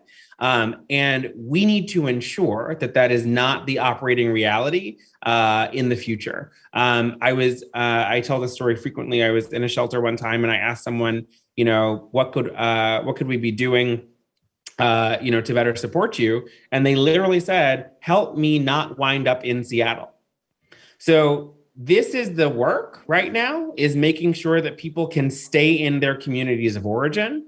And that means, right, that we are going to need to cite As I think, callers have pointed out and Leo has pointed out, not just shelter resources, but housing resources, right? We need to be citing the things that are going to allow folks to live in their communities, not just shelter in their communities. Mm-hmm. I want to lift one thing up, and Sarah, I think we'll talk about some of the data. We know a lot about how permanent supportive housing functions and how it impacts the communities, and Sarah's an expert on that and can speak to that. So I won't steal her thunder. But I feel obligated to say I'm a sexual assault survivor. Like, I was assaulted by a stranger when I was 14. And I think we should house people who have records. I don't think it is acceptable for us to carve out resources and force folks to live outside as a result. And I feel obligated to say that. And one of the reasons why it is so important to me is I fundamentally believe that the supports that people need in order to heal from the things that drive them to commit assaults are inside, not outside. And if I am to help create a world where fewer people go through what I have been through, housing is a path to that world, and encampments are not. Thank you. Thank you, Mark. Touched on a couple of critical issues raised by our community in that round. And I'd like to say we do need to talk a little bit more about background checks in the process. I think we should do that. And Sarah, I think we should dive into the data element as well. We're over our 5 minute for this round. So what I would ask is if our experts, Sarah, Leo, for those 2 points, might make a note for our next expert time period. We could address those at that time. I'd like to jump into the next 5 speakers, and then we'll be sure to take notes and address those issues. So rest assured, folks that ask. And Mark, thank you very much. I think you touched on several key points in that response, so we really appreciate that. Jim, next up we have Mike Raskin, who's getting promoted right now, then followed by Carrie Miller, and then Abin Mustafa after that. That's next on the list. Okay. Hi, I think I'm up, Mike Raskin. I've got 2 kids at Eastside Prep. Can you hear me, first of all? Yes, welcome, Mike. Oh, great. Thanks, Jim. My name is Mike Raskin. I've got 2 kids, Eastside Prep. I've owned a business here in Kirkland for over 30 years, and I appreciate the opportunity to speak. I just want to go for the record. I totally support finding solutions for the homeless, and I support finding them in Kirkland.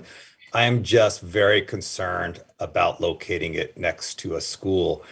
And since 2 minutes is quick and I've got some comments, I want to start with my question. And my big question is why the members on the panel, why Leo, why the others really feel comfortable putting it next to a school? And more than that, what evidence can you point to around the country that doing it next to a school is safe? I think that's what you really need to show the parents of Kirkland to make them feel better. I do, for my remaining time, want to talk a little bit about the transparency. Councilman Toby Nixon at an earlier county meeting really expressed his deep concern for the lack of transparency and the secrecy. And I think what happened has really hurt the public's trust in Kirkland. On any other project, Kirkland would have had an opportunity for the public to weigh in prior to approval. On any other project in Kirkland, there would have been staff reports prepared by Kirkland's own planners that weighed the advantages and disadvantages, and that didn't happen here. Now you're saying, or have said, trust that a low barrier facility will be just fine at this location, yet there's been no evidence to show that this will be the case next to school. Low barrier facilities in San Francisco have a horrible record. In Portland, community support has recently been withdrawn for a low barrier facility next to the school. And even closer to home in Mercer Island has put in a 600-foot buffer between schools. The city of Kirkland can go a long way to restoring trust by considering such a buffer. You can go a long way to restore trust by starting the process again and having the county look at the sites. Okay. But please do answer my question. Yeah, thank you very much, Mike. So we'll go to Carrie Miller next, and then Ahmed Mustafa. And I'd like to extend this session to add 2 more speakers, David, so we can catch up a little bit on giving the time to the community. So let's add Carrie Miller next. Welcome, Carrie. Hello, my name is actually Abby. I'm a 9th grader at Eastside Prep, and I'm supportive of low-income housing. The county's permanent supportive housing does not sound like low-income housing, like Vine Maple Place, Mary's Place, New Bethlehem Day Center, or the Sophia Way at Salthouse Church. It sounds more like the Inn at Queen Anne, a permanent supportive housing facility where police reported double the incidence of violent crime for the year after open. Or the A.L. Humphrey House, where earlier this year, a resident struck a woman in the back of the head with a baseball bat as she walked home. Again, I'm supportive of low-income housing, but I'm afraid for my and my friends' safety of the permanent supportive housing. Particularly, permanent supportive housing has no buffer with my school. I walk at a basketball practice just 50 feet from La Quinta in the dark every night in the winter. From the Health Through Housing FAQs, I understand to be considered for permanent supportive housing, a resident must be disabled, with many of the residents being severely mentally ill and or chronically addicted to drugs, and or involved in the criminal justice system. I understand there are no background checks, some screening, but no background checks. Convicted felons, sex offenders, next to a school, Mr. Doanes. I understand residents will not be required to abstain from using drugs or alcohol. Active drug users around my school, inebriated people in the corner. I also understand residents will not be required to accept treatment for addiction or mental illness, optional treatment. And no security is planned for the facility, as Mr. Leo Flor from the county confirmed. No security. Severe mental illness, some drug addictions, no requirement to stop taking drugs or seek treatment. No security, no plan, no background checks. Zero buffer to help keep me and my classmates safe at school. Mayor Sweet shared in February that she thought this hotel with no buffer for my school was a great placement for the facility, or as Councilman Black described, permanent supportive housing, placement for the weakest link. What other alternatives were considered and vetted in Kirkland along with La Quinta, which again has zero buffer for my school and close to 3 other schools? Totem Lake seems like a more ideal location with bus, grocery, and medical, and no adjacent schools with zero buffer. Can we please see the selection analysis? Kirkland City Council members, I'm afraid for my classmates, my teachers, and for me. How are you going to keep us safe? Thank you very much, Abby. Appreciate those comments. Next up is Ahmed Mustafa, and then Vanessa Meyer and Alicia Ramirez. Jim, it looks as though Ahmed Mustafa has dropped off the call, so we're going to promote Vanessa Meyer, followed by Alicia. Meyer? Yep, thank you. Yes, thank you everybody for the opportunity to speak. I have jotted down just some thoughts on this project. Our concern is the La Quinta property will be a draw for, friends and acquaintances, but also for those seeking to take advantage of the residents' vulnerabilities and the amenities on the properties, such as parking, laundry, food, etc. The concern is there will be no background or sex offender check of these people. Staff will likely lack the resources, authority to expel these guests. Those that are expelled will likely remain around the property. Houghton community members should expect increased cars around the park and ride, panhandling, and urban camping along the Cross Kirkland Trail.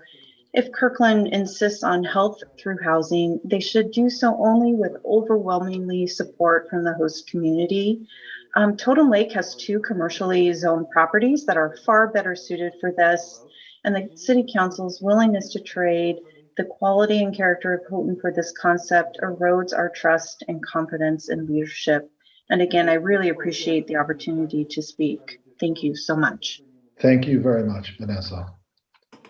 And for the panel, as we prep up, we're hearing a common theme of safety, security, background checks. How do we ensure safety with sharing a border with the school? All of those issues are coming up after this session. I think we go now to Alicia Ramirez.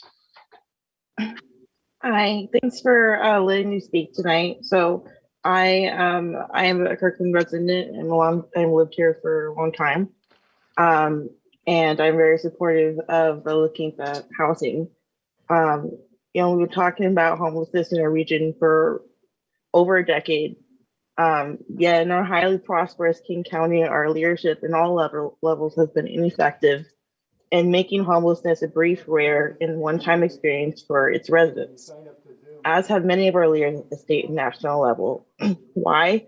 Because part of that is because money, resources, and energy have been poured into dealing with the symptoms of homelessness and poverty instead of the root causes. As of late 2021, information from additional databases found that over 40,000 people experienced homelessness in King County in 2020. Throughout all of these discussions and perspectives, what I haven't heard is input from the people living unhoused. That has been noticeably absent. Now in Kirkland, we have the opportunity to address homelessness in a systemic and holistic way that includes perspectives from both people living unhoused and the providers who interact with them on a daily basis. As we talk about good neighbor guidelines and code of conduct, it's important to center the voices and needs of those experiencing homelessness in the providers and experts who interact with them on a regular basis. It's just as important that we are good, welcoming neighbors to those who live in our community that are unsheltered and likely have been through large amount of trauma being on the streets. And also when we talk about the character and value of our neighborhood, I think that these discussions about talking about how we can best help the people that are living on the street, about helping them come inside, about helping them stay safe and helping them not die, I think that says a lot more about our quality and character than anything else. Thank you for letting me speak. Thank you very much, Alicia. Very much appreciate that. So next up is Susie Kupperman, then Dave Sanderson, and then Sarah Franklin.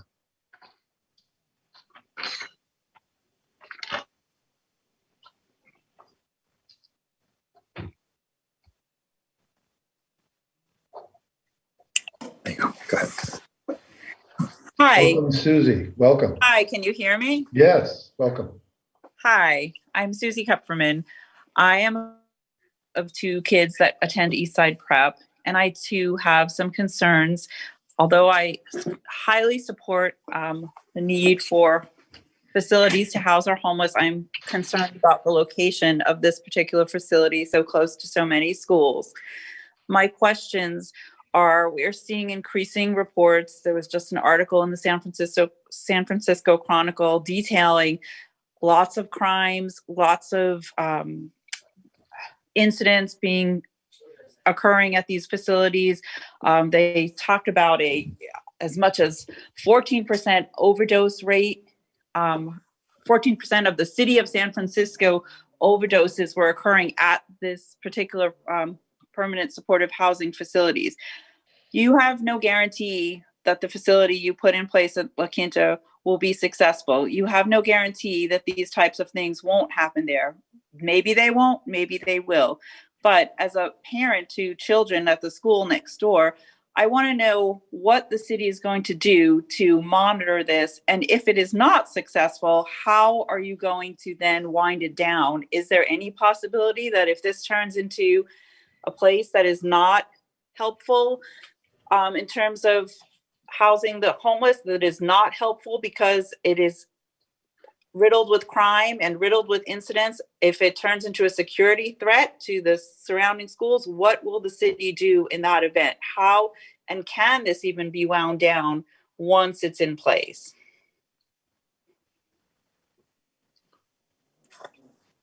Thank you. Thank you, Susie. And another for our panel, continuing this theme of safety, security, performance, what happens if things don't go as the county and the city expect. We're hearing a common thread of questions for our panel in this round.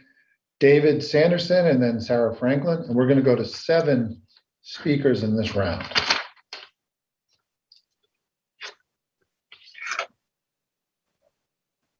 Dave Sanderson is up. Can you hear me okay? We can, Dave, and welcome, and thank you for participating. Thank you. I'm been a resident in Kirkland for 20 years, and this is my first council meeting. Thank you for the opportunity. I am behind the Keep Kids Safe lawsuit, and I'm a financial supporter for them. my expectation at this location is that there'll be more trash, urine, bottles, needles, tents, crime, razor wire, barred windows, just like Seattle. Why is Kirkland shouldering the burden of taking on so many homeless when only 19% of the occupants are local? We should not be a dumping ground for Seattle problems. Outside counties, states will bust their homeless to us, compounding our problems further. While counterintuitive, I feel that the more money spent on homelessness, the worse the problem gets. Thank you. Thank you very much, Dave. We'll move to Sarah Franklin next. Welcome, Sarah.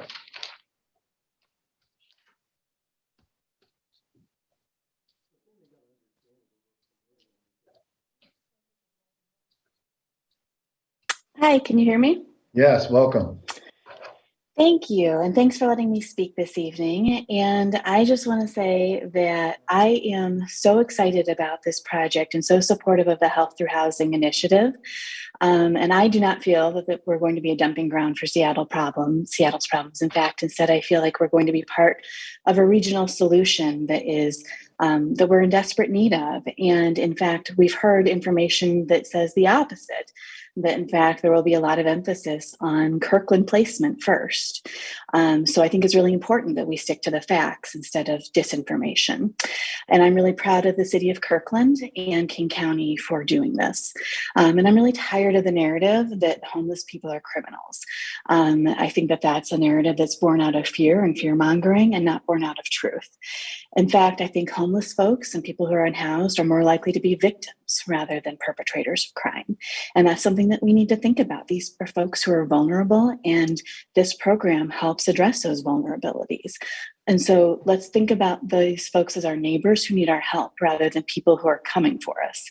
And then focus on truth and fact rather than disinformation that's being perpetuated maybe online. I would also say you don't have control right now over who your neighbors are. You didn't have control over who was staying at the La Quinta. So I think it's a lot to expect that you're going to get to have control over who your neighbors are going to be in this project. Instead, let's focus on listening to providers who know how to make this successful. And let's focus on how we want to welcome these new community members, these new neighbors. What's that going to be like? Maybe we want to think about a block party or how to get a mural going for the community. There are ways we can make this a positive experience instead of fighting each other about it, and instead of making sure that these folks feel alienated before they've ever stepped foot here. We have a choice here. We can make this a beautiful part of our community. Thank you. Thank you very much, Sarah. So that's going to close this session. And let me turn it back over to Leo and the panel to address some of these common themes on safety, security, how we do screening criteria, including background checks, and address Mike's point directly about does the panel have concerns about the Health Through Housing program being directly contiguous to a school. They're actually rebuilding a second one. I don't know what. Just do want to make sure everybody mutes there. Please mute your microphones. Thank you. Over to you, Leo. Thanks, Jim. I'll say a couple things and then hand it over to Sarah, if you'd be ready, Sarah. So I've heard a lot of both fears and hopes, and I think what I'd like to convey is the best and worst case scenarios don't happen automatically. This is 100% about the quality of implementation, and I've heard a lot of comments about monitoring, making sure that we're able to respond and implement well. But even the best program implemented poorly is a poor program. And so we are here to implement well and to dedicate the resources that we need to be able to do that. One of the questions that we do get a lot, and I don't know that this comment changes anybody's mind, but I'm committed to the conversation on an ongoing basis. What proof do we have that it's safe to have homes next to schools? It's super normal for housing to be next to schools. The thing that I think is behind the question is it safe for people who used to be homeless to be in homes that are next to schools? And I do think that that's a place where it's worth all of us just, who do we think about when we're talking about a person who's used to experience homelessness? Because I think there's a wide variety there.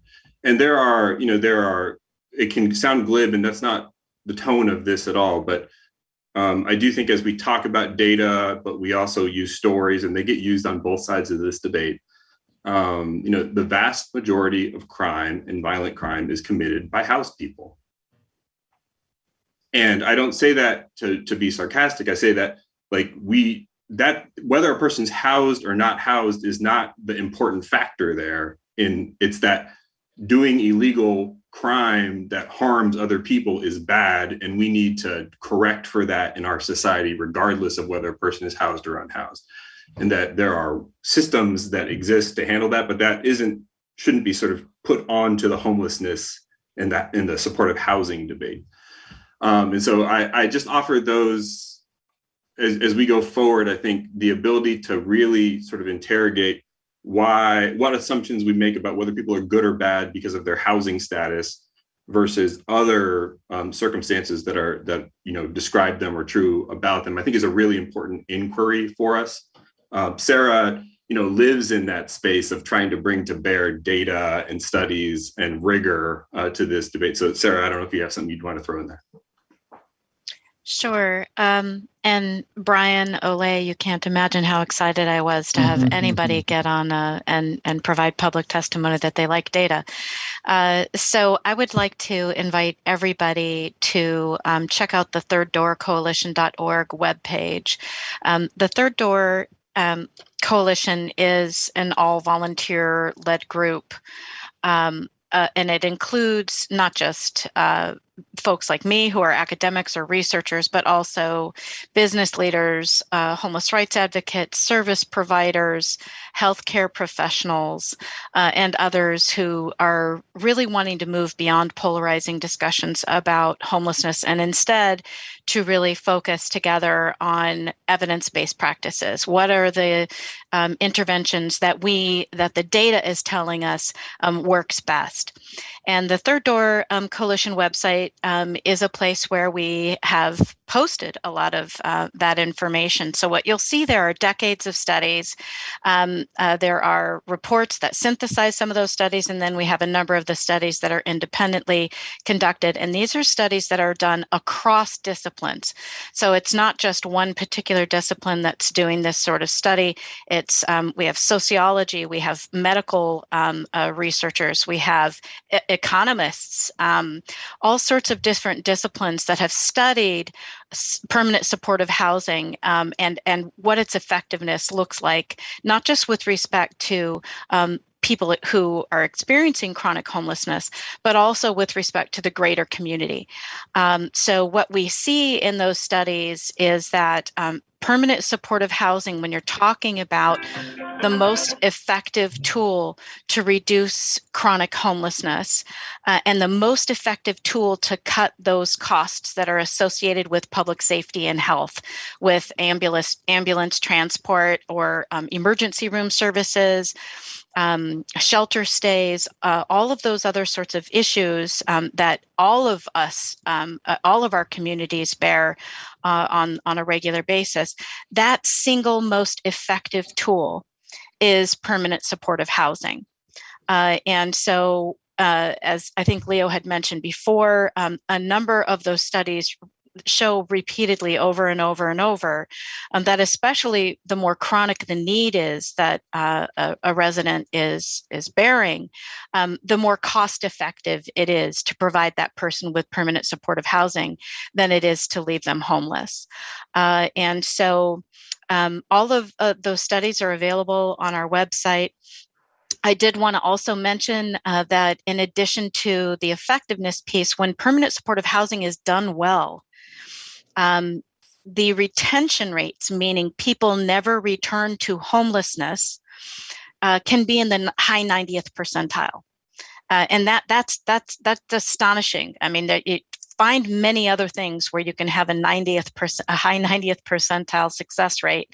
And you see very, very impressive reductions in terms of all of those other sorts of fiscal cost activities, right? The way that people engage with law enforcement, the way that people engage with first responders goes way down. And we've even locally seen some reduction rates over 40%, which is truly remarkable. And then we also have a lot of data that shows that when chronically homeless people are housed in permanent supportive housing, that they experience improvements in health indicators, physical, mental, emotional, behavioral improvements as well. So all of these sorts of data points are available on our website. And I also wanted to encourage folks who would like to see how successful it's been to look at some of the data that the USICH, that's the U.S. Interagency Council on Homelessness, and Community Solutions. Those are two different entities that have all of this data online, show just how successful this has been in the communities that prioritize those interventions over other approaches. So I invite people to check out that data. I'd love to talk to people more about it if people are interested. And the very last thing I wanted to say is just to respond to a number of the comments about, I really appreciated Alicia's point about how there needs to be more people with lived experience who are held out as experts.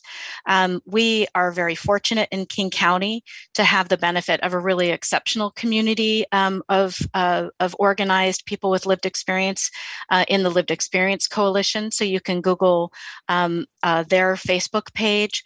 And these are the sorts of folks who truly are experts, and they have very compelling firsthand experience on how housing ends homelessness, how housing is healthcare. And you will find when you start to interact with more and more of your neighbors who have experienced homelessness, that safety and security matter to them too, right? It's not just something that house people care about. So those are all resources that I hope people will avail themselves about. Well, thank you very much. And we're coming up on about 15 minutes left. So Madam Mayor, I'm wondering if we could squeeze out another 15 minutes on the Zoom call, if that's okay. And I think we would be at our capacity. And I want to turn the next round to our community and go to 8 community members to speak, and then we can close with that 15 minutes with the panel. I do want the community to know, and I thank you very much, Leo and Sarah, for the responses and the data-driven responses. But I do want the community to know we hear your concerns loud and clear about this issue of safety and security. And we hear it both upstream in the screening criteria process and who comes into permanent supportive housing and how background checks are done. We hear it ongoing. We hear that there's a need for performance measures, that there's a need for constant communication and link with the community about how the site is operating. Is it safe? Are people adhering to the rules about it? And we also hear the community about the need for the city's involvement, the connection to a safety and security plan, to our police department, to our other systems of government. So we hear that this is a common thread among certain members of our community. And I thank you, Leo and Sarah, for those responses, the data-driven responses and the perspective. But I do want everybody to know that we do have this as a work program item to work closely together with the county moving forward. So with that, David, let's go back to a session of community comment, and then we'll close with a panel response, and then I'll make some brief comments about how to stay engaged before we turn it back to Mayor Sweet. And Mayor, thank you for that extra 15 minutes. Yeah, so Jim, next up we got Kristen Dixon, then MJ Carlson, followed by Susan Davis. Hi, can you hear me? Yes, welcome. Hi. This is Kristen Dixon, a longtime resident of Kirkland, and very thankful for the opportunity to speak and to hear from you all tonight. Thank you for your time. I wanted to basically double down on the offer to support with data. I know, at least I believe Brian Olay had reached out or mentioned in a different forum that we had back in March around supporting with data needs. So very glad to hear that you all are open to having the community help. Leo, I reached out to you maybe a week or two ago to ask if there are any benchmarks or data marks in place from the Inn at Queen Anne. I know that's been operational about 90 days. So hoping that we can get some benchmarks from that and the other properties in Seattle so that we can truly understand what those success metrics are. I appreciate the studies that Sarah had pointed out.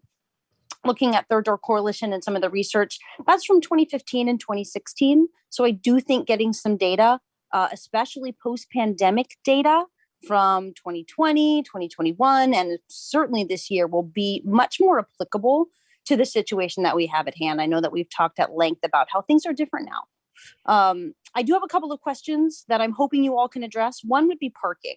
I know we've talked a lot about what happens inside, but if you've gone by La Quinta, you've noticed there are already some vehicles parked there, some RVs. So I'm wondering what the situation is for parking for residents and visitors to the property. And then also hoping you can talk about what happens when a resident decides to leave the facility, whether that's voluntarily or involuntarily. Is there transportation, or basically why would a resident leave? That's what what are the rules for eviction, or how could a resident leave voluntarily? Thank you. Thank you so much. And we've got those questions noted. Next up is MJ Carlson. Hello there. Sorry if I cough, I've got a cold at the moment. All right, I'm MJ Carlson, MSW, Kirkland resident. I want to start by thanking the city and the expert panelists. I've learned so much from the answers you folks have given tonight. Thank you for your time. I want to address my comments to the mayor and council and speak for a moment about who gets to make decisions for disabled people. Before the disability rights movement, most Americans thought that disabled people were incapable of running our own lives or making our own decisions. Society treated the disabled like children who need real adults to govern our lives for us. And many disabled people weren't allowed to live independently, for example, let alone marry. I think we all recognize now that that was completely backwards. Far from being incapable of self-determination, we now know disabled people are the ones who are best situated to understand our own life problems, what supports we need, and what we're capable of. It's self-evident now that if you're developing a policy that's related to disability, people with that disability need to be central to the development of that policy. So, for example, if we want to decide whether our goal as society is to cure autism or to embrace neurodiversity, you have to ask autistic people what they think. It would be absurd to make that decision guided only by what neurotypical people want and what makes them feel comfortable. This principle has a name that I know the council has heard before. It's called Nothing About Us Without Us. Kirkland is about to become home to a new community of disabled, formerly homeless people. We know that community will be governed by the same laws that apply to the rest of us Kirklanders. But as you consider instituting additional rules that apply only to that one apartment building, I want to ask you, council, how many disabled formerly homeless people have you asked about what policies would and wouldn't have made their first home a safe and welcoming place? Don't listen to my opinion or the community's opinions, those of us who will barely be affected by this community. Please weigh the needs and the safety of the actual residents. Thank you. Tim, I think you're muted.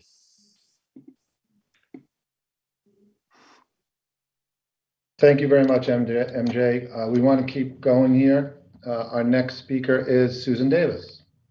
Hi, do you guys hear me? Yes, welcome, Susan. Thank you. Hi, I've lived in Kirkland for about 20 years. I'm closer to Totem Lake than I am to the site. I have 2 children in Lake Washington School District that are teens. So I have a little different perspective on this. I'm very skeptical. Mm-hmm. I answer that as a poll. First of all, I have asked multiple times to see the current Good Neighbor policies of the 2 open, now 3 open facilities. I would like to see that. I'm also a little skeptical because Mark Downs and Leo are both really focusing on the reason why we have homeless in our area is because of the cost of housing. You're not focusing on what the 2020 unhoused counted out report mentions. Most of the chronically illness, between 60 and 70%, have addiction and or mental illness. I'm sorry, most people that have a college education that don't have a mental illness and are working full time are having a problem being housed, okay, at the housing prices. This population that you're wanting to house in these hotels that you're calling permanent supportive housing, not a shelter, so you could house in areas where they're around communities and schools and daycares, they are not the ones that are not housed because of our housing crisis of unaffordability. They cannot function possibly, unfortunately, as most people can. They have lots of issues. So my thought is bringing these people in to low barrier supportive housing, you're going to offer services, but not require them to actually take those services. I personally think I help many homeless areas around here, New Bethlehem Day Center, the people that are right now at the Baymont Hotel for 2 years that are on housing vouchers. Also, I have been helping with the safe parking. There are a lot of people. We do need to wrap. Susan, pardon me? Could you just make a final comment? We need to move on. 2 minutes. Yes, so I would like to know, why aren't you guys going by the root cause and really mentioning why we need this housing? Okay. Those are the questions I have. Thank you. Thank you so much. And we have that duly noted. Robbie Denman is next, and then Michael Warga. Hello, can you hear me? Welcome. Thank you. I appreciate very much everyone's time. I've been edified very much by this conversation. I mainly put my name in just to show support. I'm very proud to be a part of a city that's got not only an action plan, but focuses on solutions. It's a very complicated problem with lots of layers. The last speaker was just talking about mental illness. That's a part of it. There are a lot of people that are homeless because they can't pay the cost to live. It's very complicated, and we can only address it by doing it in pieces. And I think this program sounds wonderful at doing that.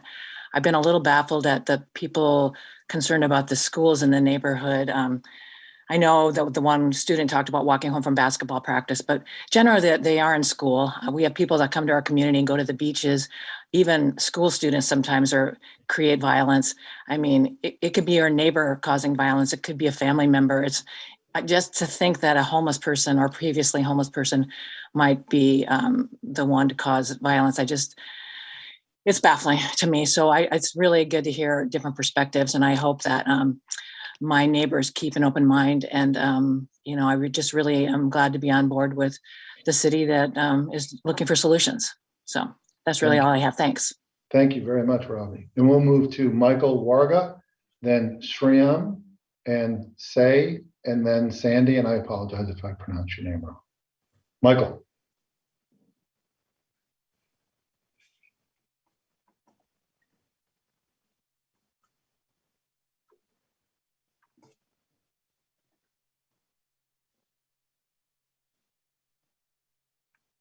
Michael, you are up next.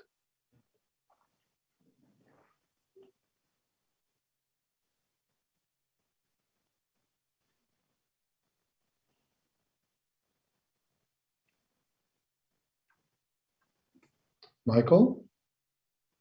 Oh, I didn't ask to speak. Oh, you did not? Okay, Yeah. well, thank you very much. Sorry to put you in that situation. We will go to Shriyam.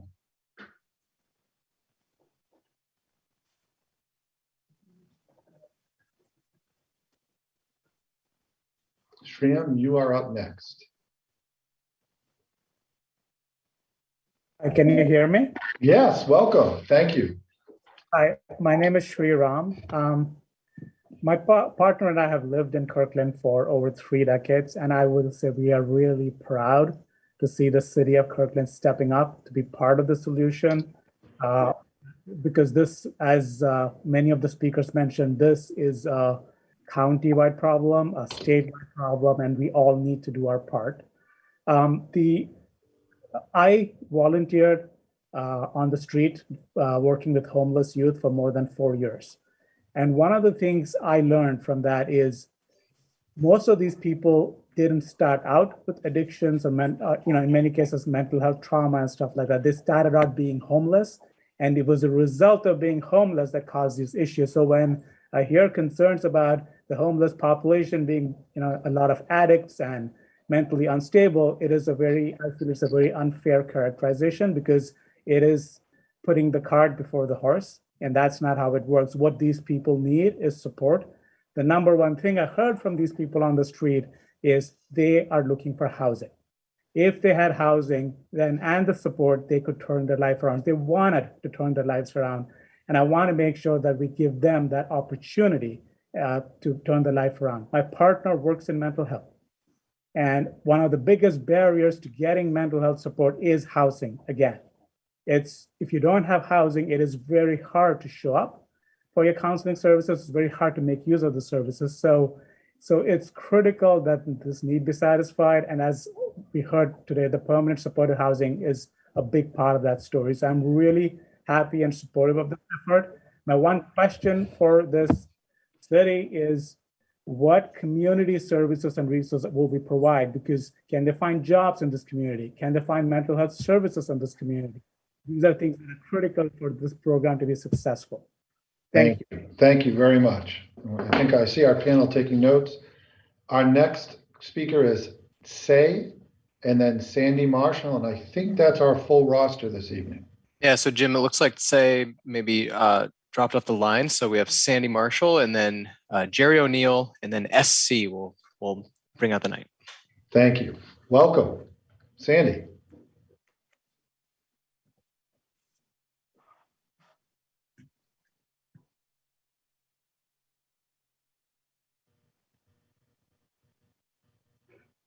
Hello, can you hear me? Yes, welcome. Okay, thank you. Thanks for hosting this meeting, making it available for everyone online. I moved to the Sammamish, to the Juanita area in '85, went to Sammamish for a while, and then have been back here the last 8 years on Lake Washington Boulevard, just about 1 mile from the proposed site.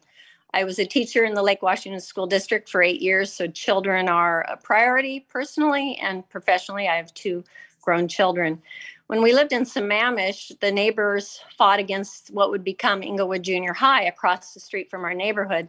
So I saw a knot in my backyard at a very low point, fighting new neighbors, which happened to be a school. I did have a question about it. At that time, I know that the school district, when they negotiated real estate deals, it had to be done anonymously. Because the price would go way up if they found a public entity buying it. And I'm wondering if that is part of this situation. I was asked by 3 people to sign a petition against a shelter. And I answered all of them, no, I support this project and supportive housing. I think we all agree, we all want to improve the problem of homelessness in our cities and get individuals off the street. And I think we need to all come together for that cause. Unfortunately, on Nextdoor, the neighborhood app called Nextdoor, I've seen comments of people blaming already, and in quote, the La Quinta people for the current crime situation, which is in our cities and all cities around. So I support the program, and I just hope that citizens will listen and learn about this program, ask informed questions, and give productive input so that we can work together to improve the homeless crisis. Thank you. Thank you very much. So next up will be Jerry O'Neill, and then we'll complete our 25th speaker, I believe, with SC following.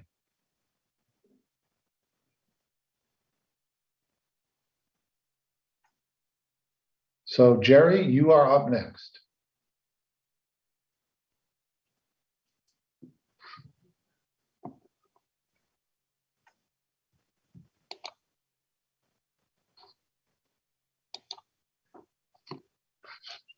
We want to make sure SC is also prepared as we come up to the quarter hour. Jerry, are you there? Looks like Jerry just needs to unmute. Looks like they're promoted. Oh, there we go. Thank you. Yeah, no problem. All right. Well, thank you very much for giving me this opportunity. I've been a resident of Kirkland for 35 years. Very proud of the city, like everyone is. I had an opportunity to more or less take a homeless person aside and try to understand what he was going through. This gentleman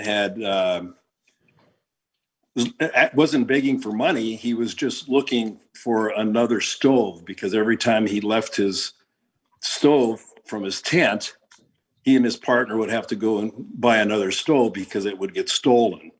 I asked him, have you ever been inside in any of the programs? He said, yes. He said, I feel in more danger when I'm inside than when I'm outside.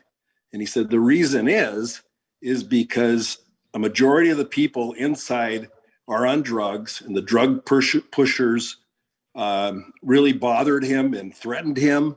And he felt almost like a mafia mentality on the drug scene, that he didn't want to take drugs, but he was forced into it, and therefore he went outside. My point is that the city of Seattle has not enforced laws and ordinances. Therefore, it's not a safe city. Business, tourists, working people, and homeless people don't feel safe in Seattle. One of the reasons why some of them say they want to get out of Seattle is like everybody else. They don't like the danger that's been created for the lackadaisicality of enforcing laws. I asked the city of Kirkland, city council, a question, every member. Will you tell the Kirkland police and the judges not to enforce all laws and ordinances? That's what Seattle does. If Kirkland follows, which it seems like they want to follow Seattle, then thank you. I hear it from our city council that they will not do that. Thank you very much, Jerry. And they're all our council members are here listening and can certainly respond to. It would be remarkable if they did, but I suspect no. So last is S. Thank you very much, Jerry. Last is SC. Hello, can you hear me? Yes, welcome. Thank you. My name is Suwei Chen. I'm a parent at the Eastside Prep. My point today is that we have been hearing from the city and the county how good that program is. But when we look at the data of existing facilities, we saw that there are evidence of crime rate going up, and all that like kinds of events going on, ambulance and fire trucks increases. The residents around see an increase activities of those fire trucks and ambulances coming. So really, across the area, I don't see a successful example of that kind of facility. Can you point to us what is a successful example? If the existing facilities are not successful, how can we believe this new one will be successful? Thank you. Thank you. Thank you very much. See, and that closes our community feedback section of the evening. And we truly only do have 6 minutes left, Leo. So in fairness to the process and all of our speakers tonight, I'd just like to say a couple of things, and then I leave it to maybe, I would kind of aggregate everything. If Bill Hallerman maybe could talk a little bit about operating the facility, because that's kind of a catch-all a little bit for all of these issues in just 2 or 3 minutes, Bill. And I'm sorry to do that to you, but we're kind of at that point. I do want to remind everyone that we've established a connection tonight with our community and some of the leading minds in the field, Leo and Bill and Mark and Sarah. And this conversation will continue. And we do hear you loud and clear on data and security and the need for examples. as this process, which is at its early stages, moves forward. So having that connection, Leo, we hope to continue to work closely with you and this expert team to provide our community much needed answers to those important questions. And that is our commitment as a city. And we're hearing that loud and clear tonight, along with so many important personal stories and words of encouragement and our community appreciating this work. So Bill, if I could just turn it over to you in the difficult 2 or 3 minutes of operating a facility, and then it goes to Mayor Sweet to close out the evening. Yeah, thank you so much. I wanted to start by just a simple thing. I'm a 28-year resident in Kirkland, all the way back when, we used to walk our Little League kids down from Everest Field to the parade that goes down through Kirkland. And so I've been here a long time, and I'm excited that the city and the county is doing this work. And I know folks are concerned and they have questions, but we opened the first permanent supportive housing project in Seattle 33 years ago. It is still running. It is running well. Anyone can come and see it and see the kind of shape it's in. What we've learned about permanent supportive housing is just the things that Sarah talked about. And I think it was Kristen who asked last year, what about during the pandemic? Well, I looked at our 700 units. In 2021, 96.5% of the residents are still there and housed. That's an incredibly successful thing. Why is it successful? It's successful because of the things that we do in permanent supportive housing. We start with the folks that making a home for folks also has our residents invested in their own health and their own lives. And that's really important about permanent supportive housing. It gives folks a home and a rootedness and a place to land that isn't a night in a shelter. It's a home. And that home, then we wrap around folks with the services and the support that folks need. That includes 24/7, a desk. It includes mental health and substance abuse treatment for those, who need it. It includes housing case management. It includes community building activities for folks so that they can feel rooted in their community and their home. And that makes an incredible difference in folks' lives, which folks have talked about. So I know that it can be scary, but this isn't some untried approach. We have been doing this for a long time, and we do it really well, and we watch it end people's homelessness. And what they tell us about that is just that it's a wonderful thing and it's a good thing. And that's what I would encourage the questions and to continue the community to dialogue about it and talk about it. But the data and the experience of the folks who live in these homes tells us how wonderful and how well this can be done by this community. So I'm really thankful that the city and the county are doing this in Kirkland, in my community, where I raise my kids. Thank you. Thank you very much, Bill. And thank you, Leo and Sarah and Mark and Bill, for taking time this evening. We're so grateful to you for doing that. David, if you don't mind pulling up our informational screen, I want to make sure that the community knows there's a lot more to come. And first and foremost are these 5 one-hour sessions. And these are smaller group sessions. We're going to try to keep them to no more than 12 people per session. And if there's demand exceeding that, we will work hard to make accommodations for that. In these sessions, we're going to drill down into a lot of the topics we talked about tonight. We certainly hear you on several of the data-driven topics and the security issues.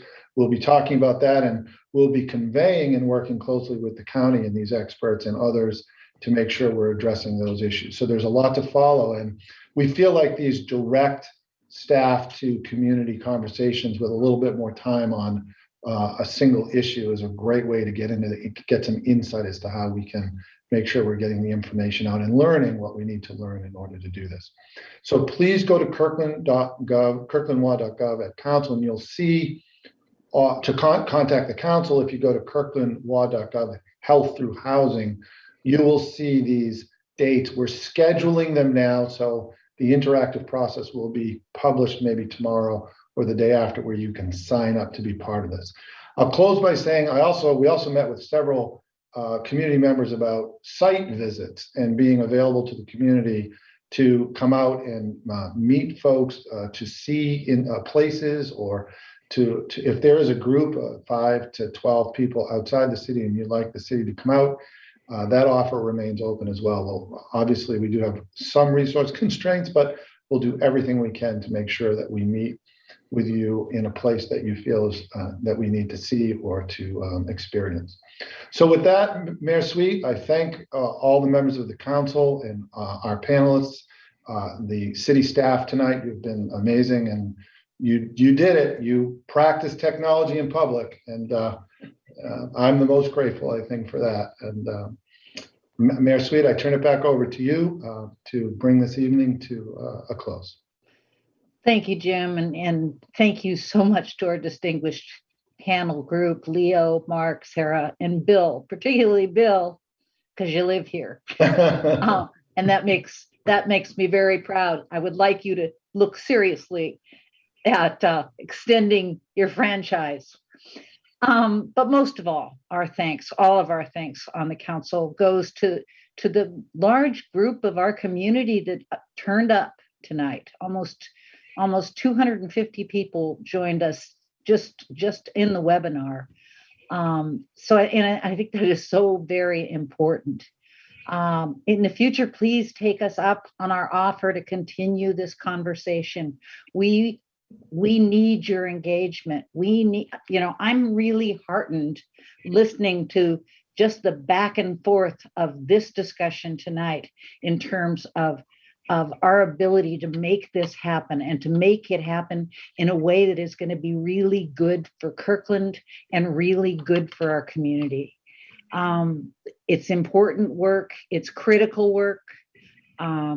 Jim has provided information on how we're going to follow up with these meetings, which is available, as you know, on the website. So I guess with that, I'm just going to close, and I'm going to say thank you all so very much for turning up. It's the most important thing you can do as a member of your community. We'll see you next time. Thank you very much. Bye.